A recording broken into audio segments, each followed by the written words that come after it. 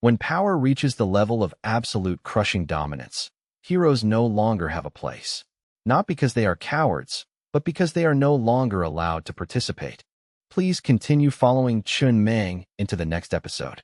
Besides, the fact that this armor possesses a level 500 supermodel effect and is the only supermodel effect in the entire universe made Chun Mang pause for a moment. He was certain of one thing. When the mechanical civilization created the blueprint for this armor, they absolutely couldn't have probed that far. They could only probe up to level 200, not level 500. This was completely random, and that randomness just happened to land on an effect so powerful it was almost absurd. The blueprint wasn't in his hands. It was with the mechanical civilization. Even though most civilizations in the universe were trained civilizations. But the Naya star system was a bit special. Many of the train blueprints here belonged to the mechanical civilization. Even the preliminary systems of the trains were built by them. This meant that the supermodel effects of the component blueprints in this region were basically quite consistent. But once they left this area, what kind of supermodel effects other civilizations would grant the trains was completely unpredictable. It also meant that even if Chi Kashio over there managed to craft the armor component blueprint, he would never be able to re-roll this supermodel effect again. That unique supermodel effect slot had already been taken by the mechanical civilization. He just wasn't sure if there was a universal rule stating that if a civilization perished, the occupied slot would automatically be returned to the universe. Chun Mang pulled back his thoughts and shifted his gaze to the remaining component, the A-cannon main energy gun. After consuming 100 trillion units of iron ore, it shot straight up to level 500 without needing any MO phase stones. The upgrade was so nakedly simple. No thresholds, no bottlenecks. It just went up. Infinite. The level 500 supermodel effect of the A-cannon main energy gun when near a star. It will absorb the energy released by the star to fire the main cannon, drastically reducing the energy consumption of the attack. The closer to the star, the less it consumes. Chun Mang stared at the description, freezing for a beat. In the universe, stars were as numerous as grains of sand. This effect practically broke the energy problem of the main cannon. All he had to do was find a star. But the thing was, he already had a star stuffed inside the train's spatial gate. At that moment, the specific data Xiao AI displayed on the control screen pulled him back to reality, estimated to reduce energy consumption by 99.99%. Frequent combat will significantly reduce the lifespan of the star currently in the train. The current star, if only used to power the train at full speed, can run for 7.6 million years. Additionally, the current system circuitry in the train is insufficient to channel energy from the star cabin to the A-cannon main energy gun. It is recommended to upgrade the red-grade component nuclear energy transmission network to level 500. Chun Mang remained silent for a long time. Finally, he let out a soft sigh, sat down in the driver's seat, and lit a cigarette. The smoke curled up, blurring the reflection on the control glass. His eyes were empty, as if he had just crossed a line he hadn't even expected. It felt like graduating, truly graduating. The civilization president? He had prepared for so long, waiting for the final battle with the Zerg race. But now that the moment had actually arrived, he found it incredibly dull, like an adult standing in front of a bunch of kids trying to scare each other. He knew the Zerg race was still preparing their trump card these days. But the more he thought about it, the funnier it got. What on earth could they possibly bring out to even qualify as his opponent now? The red-grade component, nuclear energy transmission network, was something he had obtained a long time ago, back when the train was still on the Azure planet and had just upgraded to level 13. But he hadn't crafted it yet, mainly because the system circuitry was already high enough back then, with plenty of capacity to spare. Now, there was no need to overthink it. He threw 20 trillion straight in, maxing the component out to level 500 in one go. He was done playing around. From now on, the train was in a new mode. If it's not level 500, don't even bother. Components under level 500? Even a dog would turn its nose up at them, let alone him. Even the toilet had to be level 500 to be worthy. Level 5 supermodel effect of the nuclear energy transmission network. No manual adjustment needed. The system automatically integrates with the train and can be freely adjusted on the control screen. Level 10 supermodel effect. faster energy transfer speed, with almost zero latency. Level 20 Supermodel Effect. Chen Meng glanced over it, his expression unchanged. From level 20 onwards, it didn't even matter. To him, the important thing was the core nature of this component. With every upgrade, the transfer speed got faster and the load capacity got larger. As long as it could handle the energy load for the A cannon, the side effects. It was nice to have them, but it wouldn't matter if he didn't. Soon, the control screen displayed a scene that gave an absolute sense of security. Inside the spatial gate housing the star, a massive, sci-fi mechanical pump plunged straight into the star's core. That pipeline was part of the nuclear energy transmission network. It was buried deep within the train, extending all the way to the tail of the A cannon main energy gun. From now on, everything would just be fire and crush. 99.99% of the main cannon's energy consumption would be drawn directly from the star's energy, and the remaining 0.01% he would cover himself. It was practically completely free. Stars in the universe were countless and ownerless. Whenever he found one, he could just plug it in. What a shame, what a shame. Chen Meng clicked his tongue, feeling both thrilled and slightly frustrated. The copper ore piled high in the train now had no place to be used. Copper ore's biggest use was making ammo. Originally, he had planned to upgrade the 7-color firepower component that used copper ore as ammo, which he had recently acquired. But looking at it now, he suddenly felt too lazy to waste ammo on upgrading it. But right after, he startled himself, the thought hitting him like a slap. No, he still had to upgrade it a bit. He couldn't get arrogant. What if someone out there also had a level 500 supermodel armor effect? That effect granted immunity to all energy attacks. If that happened, not having physical ammo from copper or would be digging his own grave. But for now, the most important thing was, Chen Meng looked toward the deep abyss of the universe, his hand firmly pushing the control lever. The train accelerated explosively, shooting into the sea of stars. The corners of his mouth curled into an unconcealable smile. Departure. The astral train immediately entered a busy mode, a rhythm he hadn't tasted in a long time. During the last train expansion, he hadn't pushed it to the max, only to the most suitable threshold at the time. But this time, he chose to max it out completely. The train officially entered the era of behemoths. The space generated from this expansion was so massive it made one's scalp tingle. The length, width, and height had all swelled several times over compared to before. And then, level 500 spatial gates sprang up like mushrooms after rain, densely packing Car 14. After the expansion, a single car could hold a maximum of 300 spatial gates. Chen Meng immediately built 100 level 500 spatial gates and crammed them all into Car 14. A level 500 spatial gate cost 7 trillion units of iron ore, less than 1 trillion, the way he used to talk. So 100 of them was only 700 trillion iron ore. Compared to the cost of upgrading a 7-color component to level 500, it was nothing. 2 words, dirt cheap. Star after star in the universe was forcibly sucked into the spatial gates to settle down. Chen Meng felt exactly like someone casting a net in the sea of stars, aggressively harvesting stars, fast and brutal. He wasn't picky either. Big stars, small stars, it didn't matter. As long as it was a star, he stuffed it in. Use it and toss it. Find a better one and swap it. It was all free. Just this Naya star system alone, spanning about 100,000 light-years, a tiny corner compared to the universe, already had trillions of stars. He couldn't take them all. It was fundamentally impossible to take them all.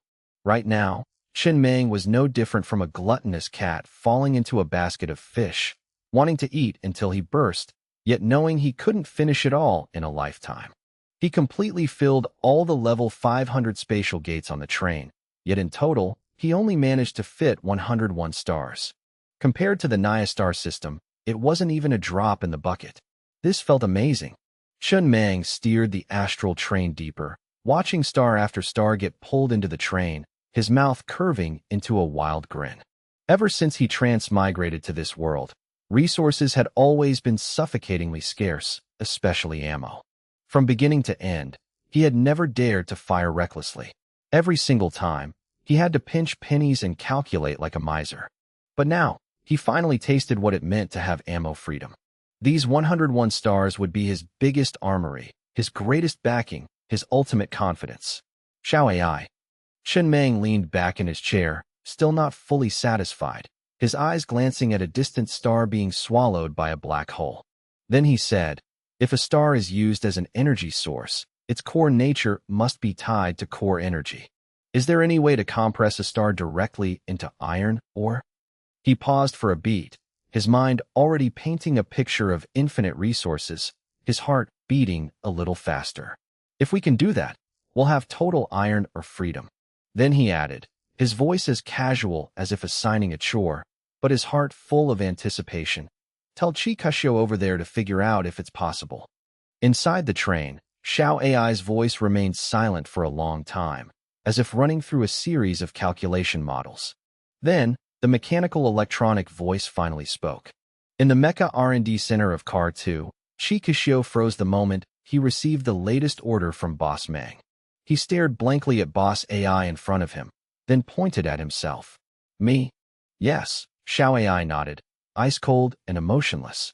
This is Boss Mang's expectation of you. No rush. I'm just in charge of relaying the message. Good luck. 3 days later, the train was packed tight. The inside was completely filled. 100 stars stuffed into the spatial gates, plus the one already there, making exactly 101. Actually, Chen Meng really wanted to try it once. If he released 100 stars all at once, letting the gravitational chaos and explosions unfold, it would definitely be so beautiful it would send chills down one's spine. But he held back. It wasn't over yet. The A-cannon main energy gun was powerful, sure, but it had a fatal flaw. It needed to charge up. The greater the power fired, the longer the charge time, which meant the attack frequency was incredibly slow. Trying to fire a high-intensity barrage with it was like a middle-aged man standing in front of a urinal, dripping bit by bit. Frustrating and unsatisfying. The solution was brutally simple: quantity. Enough quantity crushes any problem. Crafting one A-cannon main energy gun cost 102 trillion units of iron ore. This thing was already massive, but after the train expanded again, it looked a bit small. This component had spatial requirements. If the train was too small, it couldn't be installed. But now, there was no need to think. Chen Meng didn't even weigh the options. He installed 5 more. 612 trillion iron ore was thrown in like tossing stones into water. The astral train instantly sprouted more firepower. 2 more cannons at the front, 1 in the middle, and 2 at the rear. A very clear, very right feeling echoed in Chen Meng's mind. From here on out, the so-called long charge time was no longer an issue. He just needed to fire in rotation, fire in sequence, fire until the enemy was wiped off the map. Those trivial things, like the 3-legged cat heavy machine guns, had been completely dismantled by Chen Meng right from the start.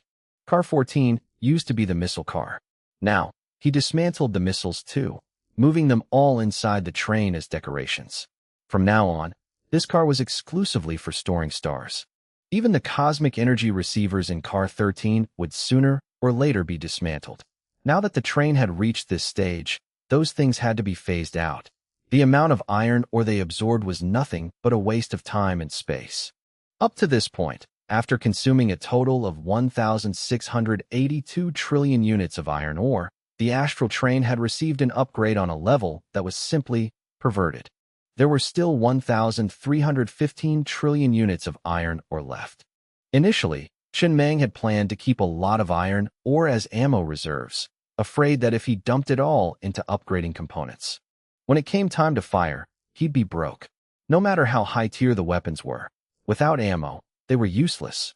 But after testing it a bit, he suddenly burst out laughing. A normal level 200A cannon main energy gun shot cost nearly 1 trillion iron ore. But for him, it only took 1 billion. 1 billion. Good lord, what could be a better bargain than that? The Zerg race over there didn't even have level 200 armor. A level 200 attack was more than enough to crush them. With the resources currently in the train, he could easily fire over 10 million shots.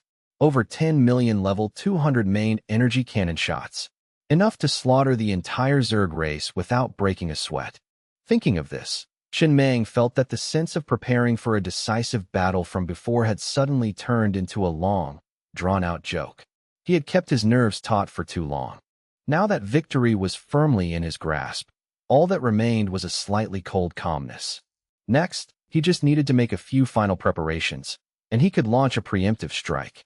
He was completely ready, and he sincerely hoped the Zerg race was ready too, at least ready to die with some dignity. Don't make it too boring for him. Shin Mang took a deep breath, glanced over the other components of the train, and continued his mass upgrades. He just made sure to keep the remaining iron ore hovering around the 1,000 trillion mark, so he wouldn't run short when he needed it. At the same time, on the edge of the Naya star system, a colossal star behemoth was drifting lazily through the universe. Its speed looked incredibly slow, but the gravitational field around it destroyed everything. Spatial rifts constantly appeared, making its body look like a giant earthworm, rippling as it drifted forward. With a body length of nearly 2 light-years, it brushed past the edge of the Naya star system, looking as if it were fast asleep, its eyes never opening. The bizarre thing was, on such a terrifying star behemoth, a creature that practically annihilated every planet, every star in its path, on the surface of its skin, 2 middle-aged men were standing firmly. These two completely ignored the spatial fragments being torn apart by the gravitational field around them. Their gazes pierced through the iron armor-like debris, looking far into the starry sky. Those fragments formed a debris ring around the behemoth, created from the planets crushed in its wake. The 2 men, one tall and one short. The short, chubby one was looking at a logbook in his hand while taking notes. His voice was flat. Logbook indicates, Cosmic Mine number 3 has been detected by 12 civilizations in the past 100 years. All 12 have been annihilated. None spared. Internal black hole is 96% intact. Wear and tear is within normal limits. No repairs needed.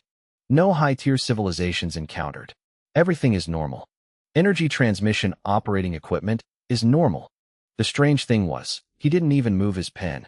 He just spoke, and the corresponding words automatically appeared in the logbook. The material of the logbook was definitely extraordinary. Otherwise, it couldn't have survived in such a harsh environment, a place where even stars could hardly escape being torn apart. Wherever the star behemoth passed, it left a trail of chaos. The fabric of space was ripped open, and it would take a very long time to slowly heal itself. 12. The tall man standing next to him frowned, his voice dropping. 100 years ago, only 3 civilizations detected it. This time it's 12. No wonder energy consumption has been so high these past few years. He paused, as if weighing an uneasy feeling clinging to the back of his neck. I've been feeling restless lately. Civilization boom events are happening more and more frequently.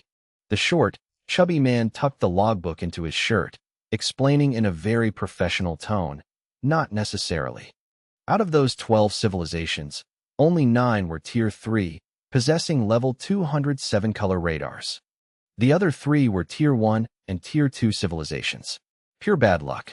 Then he shook his head slightly, as if cross-referencing hundreds of years of experience. But even if we only count the 9, that's still too many. I remember I just came to clean up this area 400 years ago. It's only been 400 years, and 9 Tier 3 civilizations have popped up. The pace is much faster than before. He suddenly remembered something, let out an ah, and spoke as if chatting about daily life. Oh, right. Once we get back this time, I plan to retire. I've been doing this for 700 years.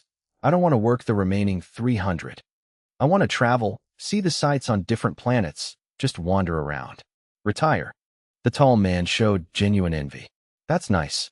I've only been at it for 400 years. My savings still aren't enough to retire. When you retire, remember to drop by and see me sometimes. Don't worry, the short, chubby man laughed. Our job is actually pretty easy, and the pay is high. Normally, we just monitor the remaining energy of the cosmic mines outside in real time, then top them up through the black hole. That's it. Check the mine logs once every 100 years. Other than that, there's nothing else to do. Oh right, there's one thing I've never understood. The tall man frowned. The thing inside the cosmic mine is clearly a wormhole. Why call it a black hole? Isn't the energy replenishment mechanism for the cosmic minds done remotely, pumping energy in through the wormhole? About that, the short, chubby man hesitated for a moment, then whispered, "This is classified. Not something you should ask about. I only heard bits and pieces from my seniors. We're in charge of supplying energy, but have you ever seen a single chunk of iron ore at our workplace?" Actually, no. Exactly. The short, chubby man lowered his voice, as if afraid speaking too loudly would trigger something. Because the other end of the black hole is somewhere else. We just press a button, and that's it. And that thing really is a black hole. It just has a wormhole effect. He stopped here, gesturing toward the dark void ahead, his tone becoming increasingly pragmatic. The massive black hole on the other end crushes all the stars and planets in that area, compressing them into high-level energy. That energy can't be used for trains, but it's a perfect fit for powering the star behemoth. He lightly stomped his foot on the behemoth's skin and sighed. The other end of the black hole is right inside this thing's belly. Then he glanced down at the endlessly stretching body beneath his feet, shivering involuntarily. This thing is 1.9 light-years long. I have no idea how our civilization managed to build it. If you had to walk from head to tail, even an immortal emperor might not finish the trek in a lifetime. He shook his head, depressed yet helpless. Besides, if we didn't have our work uniforms, we'd die the second we showed our faces. The short, chubby man patted his chest, as if suppressing a wave of discomfort. Still gotta go check the next mine log. Gotta finish it all today. Once I report back, I'm retiring. The very next moment, the two vanished on the spot in the blink of an eye, as if they had never existed. Only the colossal star behemoth remained, drifting through the universe, its terrifying mass continuously tearing apart the surrounding planets. Spatial fragments darted past like fish scales. The dust, originally dyed brilliantly by starlight, was churned up like vigorously stirred coffee, becoming a mushy, chaotic mess. Right at this moment, Xiao Lu was carrying the star-stepping saber tiger, sprinting like crazy across the wasteland of the Azure planet. It suddenly seemed to sense something, looking up at the sky, tilting its head in deep thought, and then went back to rolling forward head first. The star-stepping saber tiger was panting from exhaustion, groaning like it was about to collapse. The big boss said it was too weak and had to be dragged out for training. First goal, run around the Azure planet 10 times. It was only on the third lap, and it already felt like it was truly going to die. It really wanted to say this was useless. But right then, just as the star-stepping saber tiger was so tired it couldn't even suck in air, it suddenly felt an incredibly abundant surge of strength welling up inside its body. The soreness all over vanished instantly. It paused, shaking its tiger paws. It really wasn't tired anymore. It seemed like it had just leveled up. Could it be? This kind of training actually works? Thinking of this, the star-stepping saber tiger instantly got excited, lowering its head and accelerating to keep up with Xiao Lu. Hearing the noise behind it, Xiao Lu happily shook its head and continued rolling fast like a ball on the ground. Strangely enough, it didn't pick up a single speck of dust. Boss Mang once said, "The end of a story is always a happy one. If it's not happy, then it's not the end yet." Taiping City, Azure Planet. In front of a barbecue joint, young Master Li stood at the door, looking at the packed crowd inside and grinning with satisfaction. Taiping City was where Boss Mang started his business, and it had also become the most core city of the human civilization. Tourists flooded in every day, and he had opened a barbecue joint right here. As the successor of the Datong civilization, young Master Li was extremely skilled at growing scallions for seasoning. And with good scallions, how could there not be barbecue? He was just as skilled at making delicious barbecue. The name of the shop was the best scallion barbecue in the universe. Every day, it was fully booked. Right then, a soft female voice sounded beside him, "Hubby." A woman with scallions on her head, her belly slightly bulging, walked out from the back kitchen. She leaned against young Master Li, whispering affectionately, "Business being too good isn't necessarily a good thing. You're exhausted every day? It breaks my heart to see it. A little tired is fine. It's good." Young Master Li hugged her, looking out the shop door with a smile. Life has to be a little tiring to have goals to strive for. His Datong civilization was also slowly reviving. Last time, he had saved quite a few Datong people, preventing Datong from going extinct in the universe. But he didn't plan on rebuilding Datong the way it was. From now on, they would fully integrate into the human civilization. The info on his iris chip displayed: civilization belongs to human civilization. Race belongs to Datong people. A life like this was very good. If that star-stepping saber tiger didn't eat so much every meal, it would be even better. It ate like a bottomless pit, costing him a fortune. Unlike Xiao Lu, young Master Li had never seen Xiao Lu eat anything. He had offered barbecue to Xiao Lu, but Xiao Lu didn't touch it. Thinking about it from a savings perspective, Xiao Lu was much more pleasant. No way. Xuanwu Planet, Zhongzhou City. The pavilion master of Tianji Pavilion shook his head. We've tried. We can't let people from the human civilization cultivate immortality. Even though we've joined the human civilization now, it still doesn't work. He spoke as if concluding an unbreakable rule. Just like the Datong people joining humanity. Not everyone in humanity grows scallions on their heads. Looking at it right now, the most orthodox humans in the universe are the mainstream form of the human civilization right now. Their limbs haven't undergone any changes. They don't have any special abilities either. No cultivation, no magic. So normal it's almost boring. People like us and the Datong civilization belong to the mutated category. It's just a benign mutation. Currently, the only way for orthodox humans to cultivate is to have children with cultivators like us. The child born will have a certain probability of inheriting our mutation, and from there, they can cultivate. On their iris chips, the civilization displays as cultivation civilization and the race as cultivator. After the civilizations merged, many people on the Azure planet yearned to cultivate. They had tried teaching them, but ultimately, they all failed. It was like an invisible form of reproductive isolation, very hard to break. Of course, cultivators, Datong people, and orthodox humans were all fundamentally human. Even though some mutations couldn't be passed down, these three races could still interbreed and have normal children. There was no reproductive isolation whatsoever. Astral train, inside the driver's cabin. Chen Meng was sitting in his chair, preparing to upgrade each component, when he suddenly caught sight of a notification popping up on the screen. He had reconnected with Xiao Pang on the other side. That miner, after entering a dream, had met Xiao Pang again. Chen Meng immediately opened the screen projection, preparing to talk to Xiao Pang first. You're here again. On another mining planet, Xiao Pang had just settled into his new place. Seeing the mysterious guest appear in his mind, he excitedly rushed over. I thought it'd be hard for us to meet again. I was planning to go find you on that other mining planet after I finished digging this mine. I didn't expect you to actually leave that planet. You're amazing. Oh, right. Xiao Pang seemed to remember something, his eyes lighting up. Weren't you really interested in the Heavenly Palace? Yesterday, I shamelessly went and asked my dad. He said they've basically finished exploring it. It's completely empty inside. There's nothing at all. Chen Meng's heart skipped a cold beat.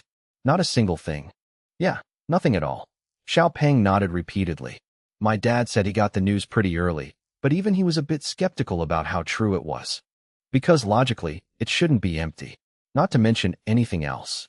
Just supporting such a massive heavenly palace floating in the planet's sky, and then having it instantly appear on the planet.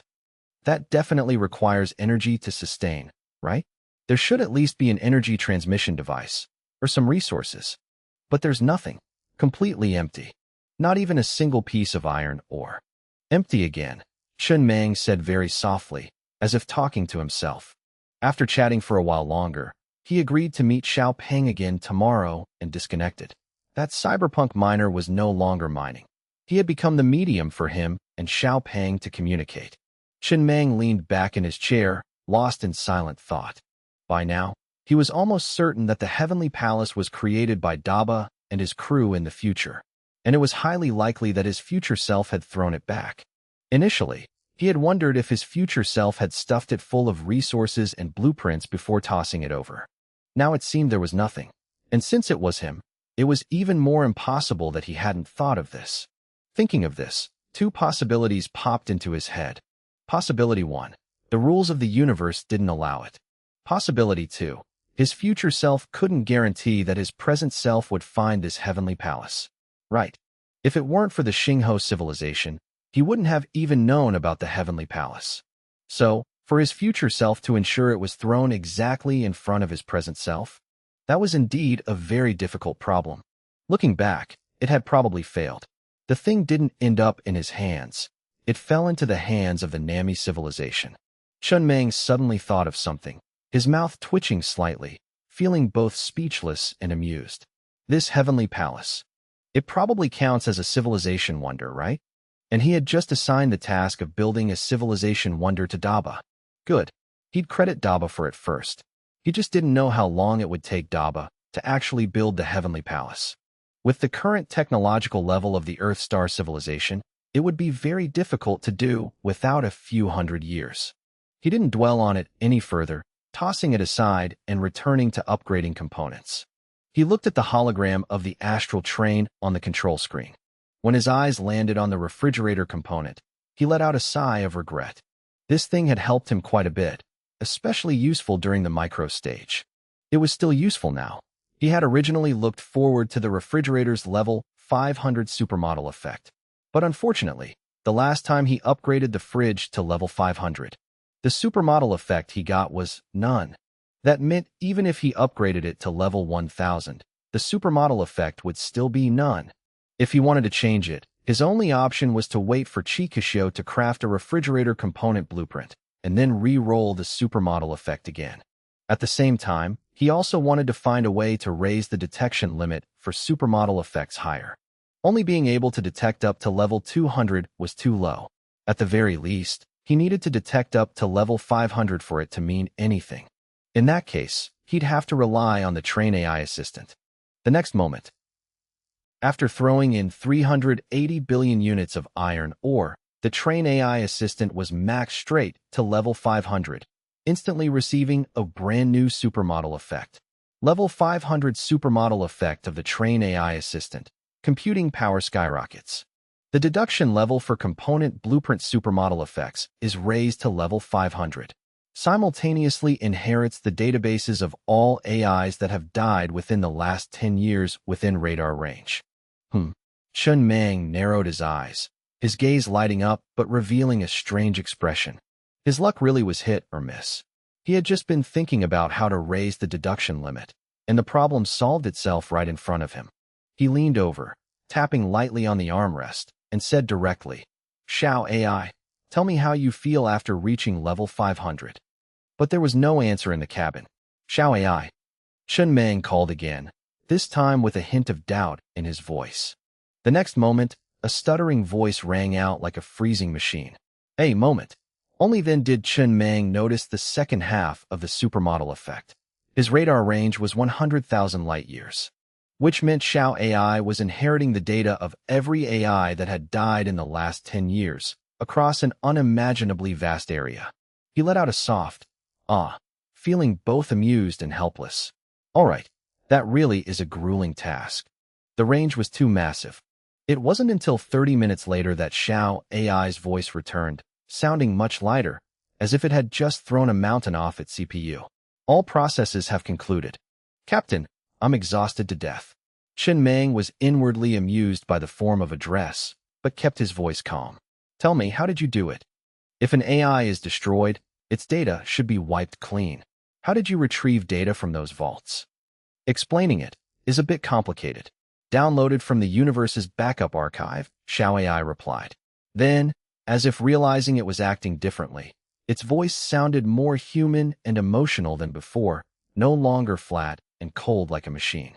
I didn't know these things before, but now, I feel like I've gained a lot of knowledge.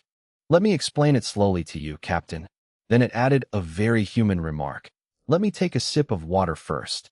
Chun Mang raised an eyebrow, feeling both wary and amused. You even know how to drink water? This isn't evolution anymore. This is a mutation. Not long after, Xiao AI's voice rang out in the cabin again, clearer and more fluent. Captain, you can think of the universe as a massive mainframe, maintained by a set of hidden rules to run everything. During its operation, all sorts of bugs frequently appear, which can also be called glitches. For example, deletion, when the rules of the universe prepare to delete a civilization. or when one civilization takes action to erase another civilization from the timeline. This process entails a massive workload. There is a place called the universal backup, which stores everything that has happened on our timeline over a corresponding period, including the words I'm saying right now. When a civilization is deleted, everything related to that civilization in the universal backup will have its files deleted. This is true permanent deletion. Even if the Heavenly King himself came, he couldn't save them. I just received this information. It didn't entirely come from the data of the AIs that died in the last 10 years. Most of it appeared directly in my database. It's as if, after I reached level 500, the rules of the universe automatically allowed me to know. Xiao AI paused for a beat. Then it continued, its voice sounding like it was trying to translate something too vast into terms the captain could understand. As for the so-called immortal and indestructible immortal emperors, you can understand it as them possessing an infinite rollback function for themselves within the universal backup. If files can be deleted, naturally, they can also be rolled back. That's why there's the saying, as long as the universe is not destroyed, the person will not perish. Chen Meng remained silent. Not because he didn't understand, but because understanding it made him uncomfortable. He knew that level 200 and level 500 were both major thresholds. The God tier at level 200 was a qualitative leap for components, while the universe tier at level 500 stepped into the realm of exploiting rules. This was a threshold that only tier 4 civilizations could touch. Lately, he had been talking to Xiaopeng a lot. From what Xiaopeng said, he didn't find the Nami civilization all that terrifying. They even sounded somewhat ordinary. But looking at it now, it might just be that Xiaopeng himself didn't fully understand the core strength of his own civilization. A tier 5 civilization had definitely touched upon level 1000 components. And if level 500 could already bend the rules, then level 1000. It went without saying. Then what kind of terrifying existences would tier 6, tier 7, tier 8, or even god-tier civilizations be? With just a single thought, countless star systems could be crushed in the palm of their hands. A long time later, Chen Meng finally spoke, slow and steady, as if trying to nail the truth into his head so he wouldn't be swept away by it. In other words, right now you can exploit the universal backup, but only to the extent of adjusting the databases of AIs that have died within the last 10 years within radar range. Right. He paused, then asked the most important question, the one he himself didn't want to hear the answer to. Can you do a rollback? I cannot, Xiao AI answered decisively, without beating around the bush. Even if I reach level 1000, I won't be able to. If I could perform a rollback based on the universal backup, it would mean that even if you died right now, Captain, as long as I didn't die, I could pull you back. It wouldn't even be called resurrection, just a rollback. Like restarting a game. Then Xiao AI lowered its voice, as if pointing out an unbreakable paradox. But, even if there were an effect like that at level 2000, it would still be a paradox. Because the moment you die, Captain, I will definitely die with you. At that point, I wouldn't have the ability to roll back either. However, Xiao AI seemed to have found a way to make it easier for the captain to swallow, its voice dropping. The others on the astral train are in luck. As long as you don't die, theoretically, they are equivalent to being immortal. They can be rolled back infinitely. It paused for a beat, then added a deduction that would send chills down anyone's spine. Thinking about it carefully, the infinite resurrection ability of the Zerg race is probably also a form of exploiting the universal backup. It's just that they are more anomalous, like an innate ability. Chen Meng nodded slightly. In his heart, he had worries about the future, but also a clear ray of expectation, sharp as a metallic gleam. Once he left the Naya star system, he would clash with stronger civilizations, with more rules. It was like walking on the edge of a blade. No one knew what trump cards or tricks the opponent had. Every step made one tense up. It was truly dangerous. But if he could climb to the peak, the sense of achievement would be unparalleled. Human nature fears heights. But once you truly stand at the peak, the feeling of conquest surging from deep within is so strong it becomes addictive. He glanced at the resource panel. There were still 1,315 trillion units of iron ore left. Enough to end a war. Right now, everything was ready, and the east wind was not lacking. His side was fully prepared. It just seemed the Zerg race over there hadn't finalized their hand yet, and he had no intention of being polite enough to wait for the enemy to finish preparing before striking. So right now, Chen Meng didn't even plan to rest for another day. He carefully checked the levels and post-upgrade effects of every component on the train. Then he slowly pushed the control lever, adjusting the course toward the nearest wormhole left behind by the Casa civilization. His heart was no longer filled with childish excitement, but a cold calmness, as if he had already placed the final period. Prepare for war. Target, Zerg race.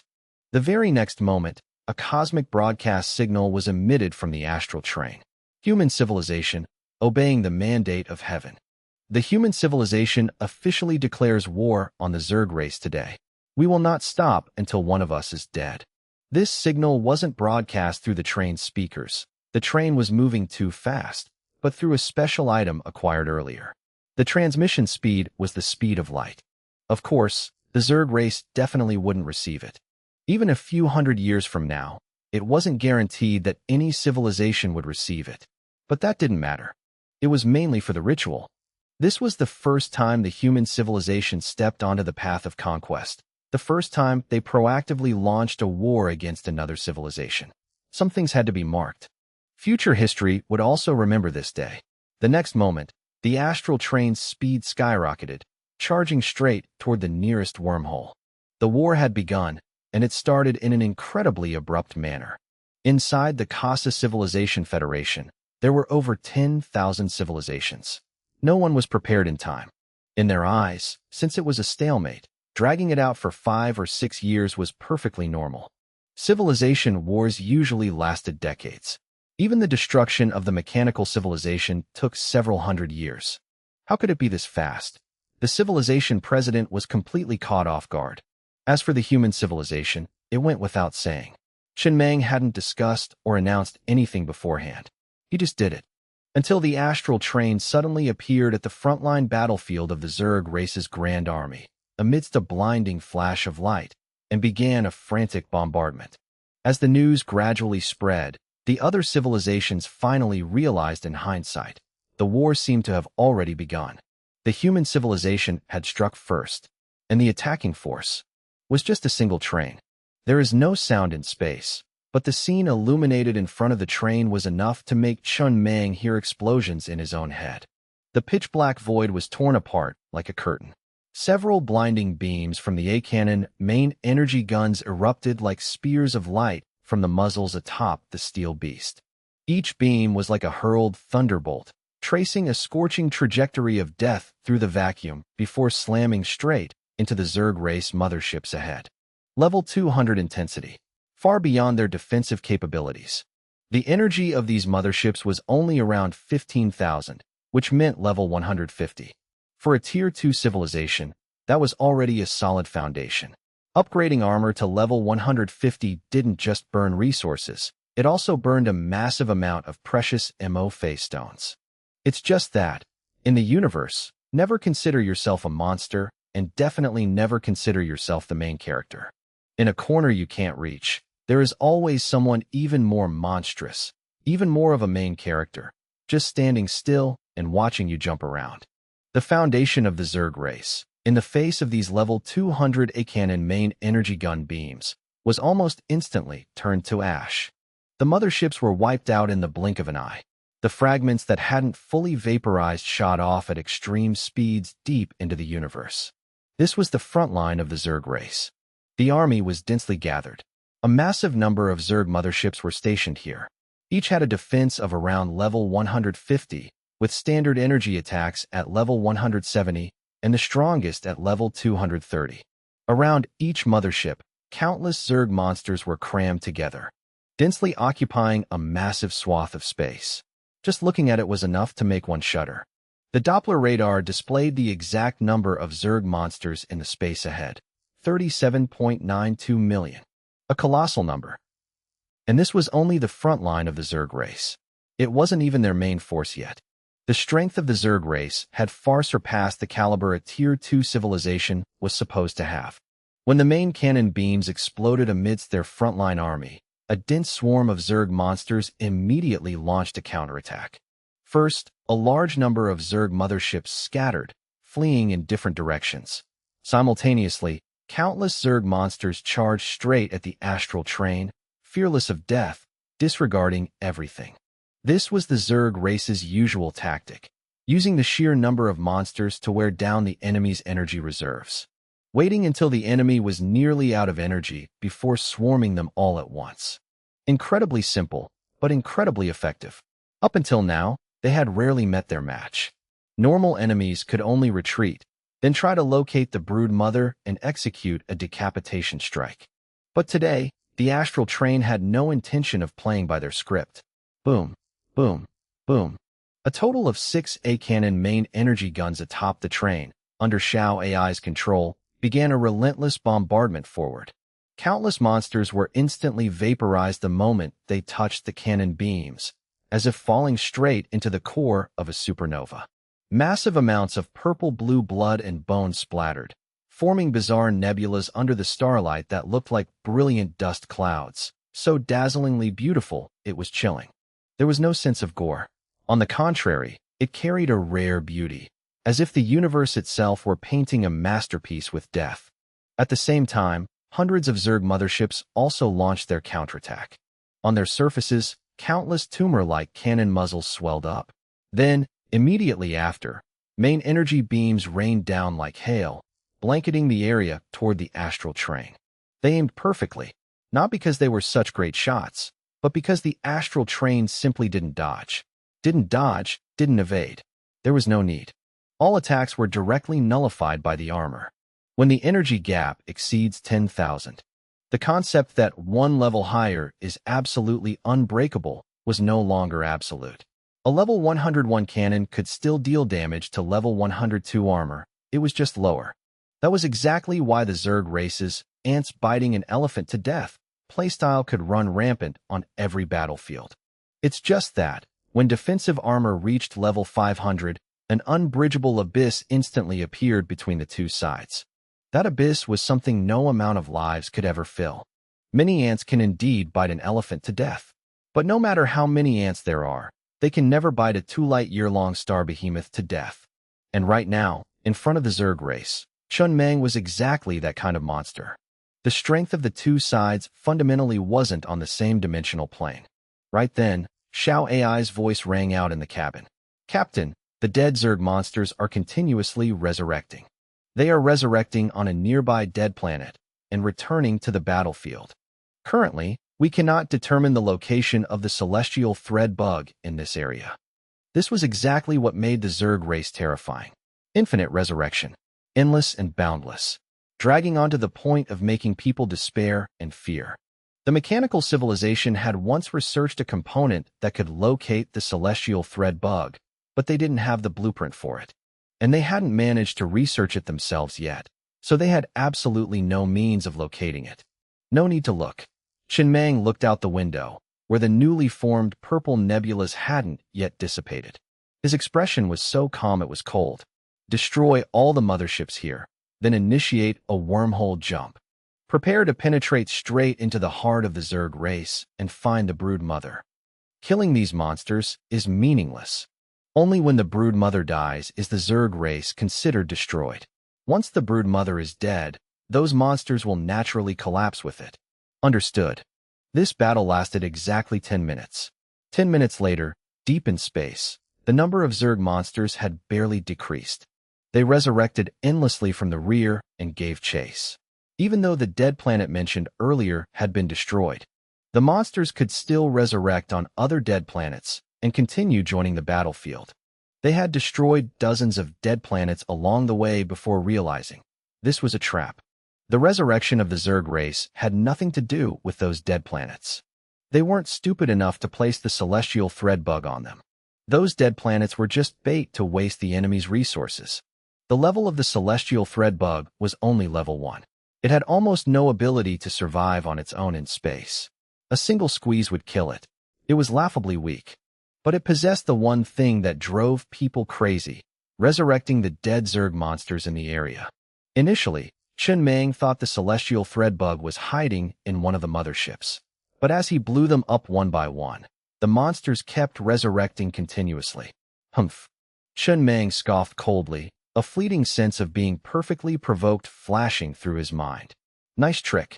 He truly couldn't find the location of the celestial thread bug. The Doppler radar couldn't find it either. Logically speaking, with Xiao AI's level 500 computing power, no matter how many monsters there were, grasping the battlefield data and reverse engineering the location of the resurrection source shouldn't be impossible.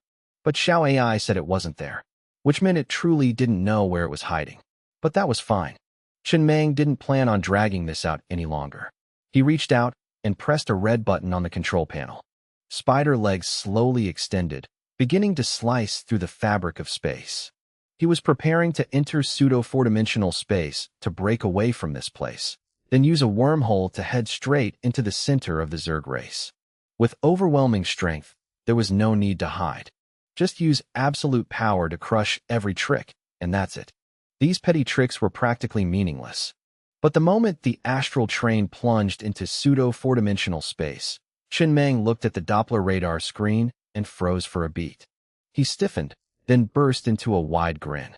On the screen, countless celestial thread bugs were crawling all over the pseudo-four-dimensional space, so dense it was blinding. There were at least tens of thousands of them, just like a plague of locusts. Only now did he understand where they had been hiding all along. So they had all crawled into pseudo-four-dimensional space. No wonder he couldn't find them. As the thought flashed, Chen Meng felt a slight chill down his spine. The methods of the mechanical civilization were truly terrifying. They could even detect targets hidden in pseudo-four-dimensional space, and even hit them. Normally, creatures in pseudo-four-dimensional space were almost impossible to attack from the outside. What a pity. Chen Meng suddenly felt truly regretful. If only the mechanical civilization still existed, how great would that be? Their research team was much stronger than his.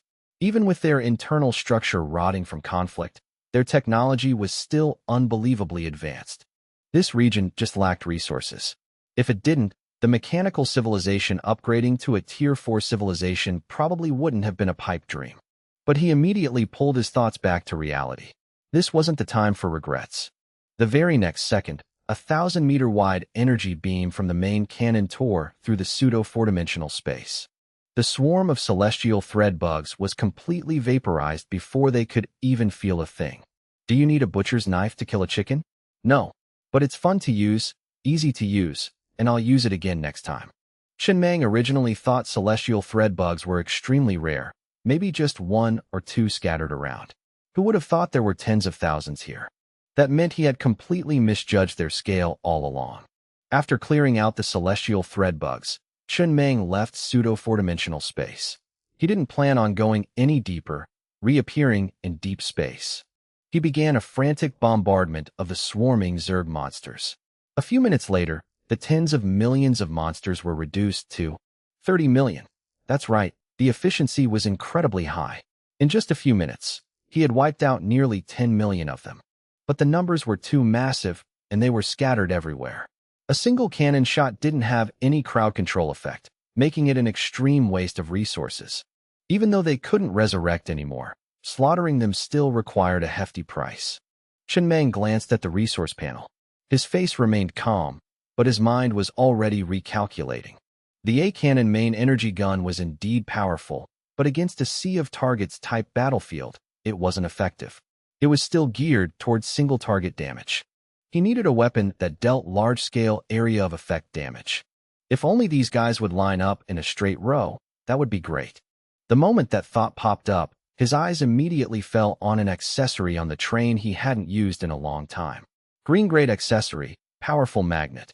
Level 100 super effect of the powerful magnet. Strong magnetic field that can be freely controlled. Control range is the enemy-seeking radar range. A rather ordinary effect, just with a wider range. But Chen Meng knew very well. It said enemy-seeking radar, but in reality, the Doppler radar applied too.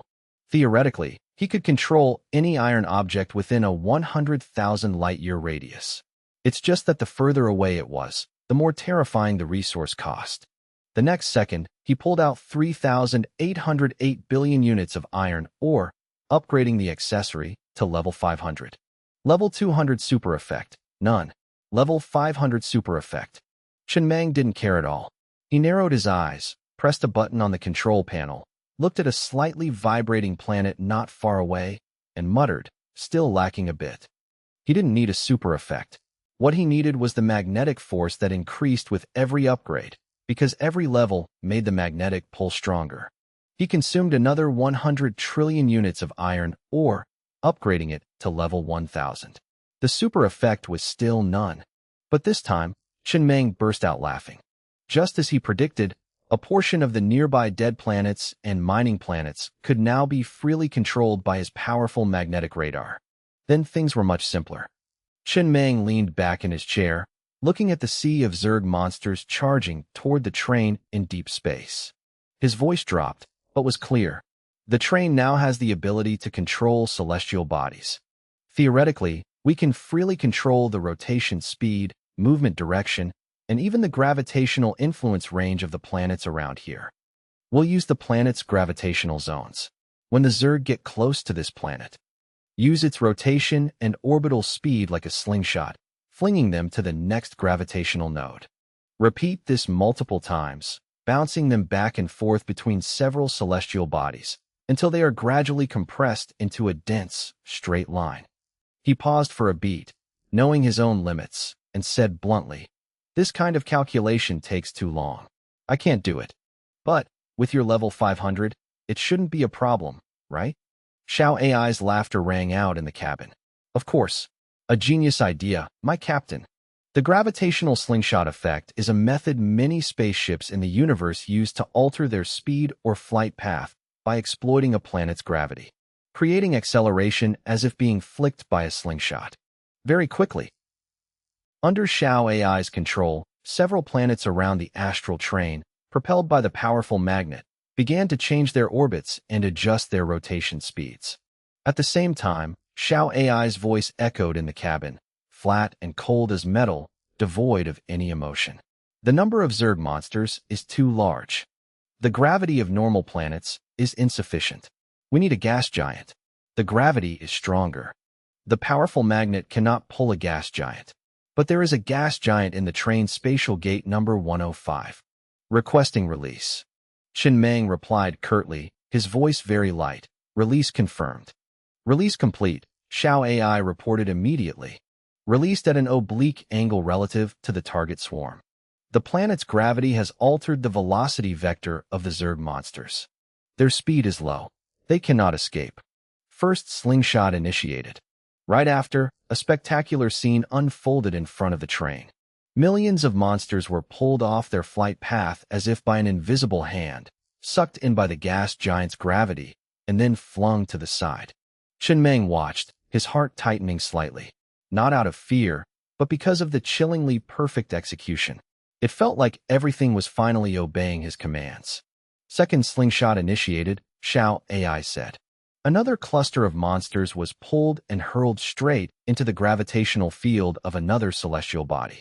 Meanwhile, the first group was pushed again by another gravitational field, tossed to the next node, like a chain of continuous traps. Zerg monsters were ultimately just flesh and blood. They had no way to steer out of the gravitational fields. If it were the astral train, this level of gravitational field would hardly be enough to bind it. But for the monster swarm, it was different. They could only be dragged along like space trash. Third slingshot initiated. Xiao AI executed every step with terrifying precision. The side screen displayed the optimal slingshot sequence it had simulated after multiple rounds of calculations. Chen Meng understood very well. This was not something a human could do on the fly in actual combat. In a research lab, it might take a very long time to find the best answer. But on the battlefield, where dropping a single beat meant death, only an AI, only a high-level AI, could pull this off. The human brain hadn't evolved to the point of calculating this fast and accurately. Xiao AI continued, increasing the rotation speed of the gas giant. During the slingshot process, the target swarm will naturally form a tightening spiral. Fourth slingshot. Fifth slingshot. The reporting voice remained flat, but in Chen Meng's mind, a burning sensation was rising. Not out of hatred, nor exactly out of joy, but from the feeling that he was about to drive in a perfect nail. After the ninth slingshot concludes, Optimal state will be achieved. Must fire at the exact moment. If delayed, the tail end may scatter, Xiao AI said, requesting firing orders. Chen Meng took a deep breath, pulled out a cigarette, and lit it. He didn't look at the screen, but out the window, watching the monster swarm being gathered into a straight line. His eyes gleamed as if he had just found exactly what he wanted. He said slowly, "No need.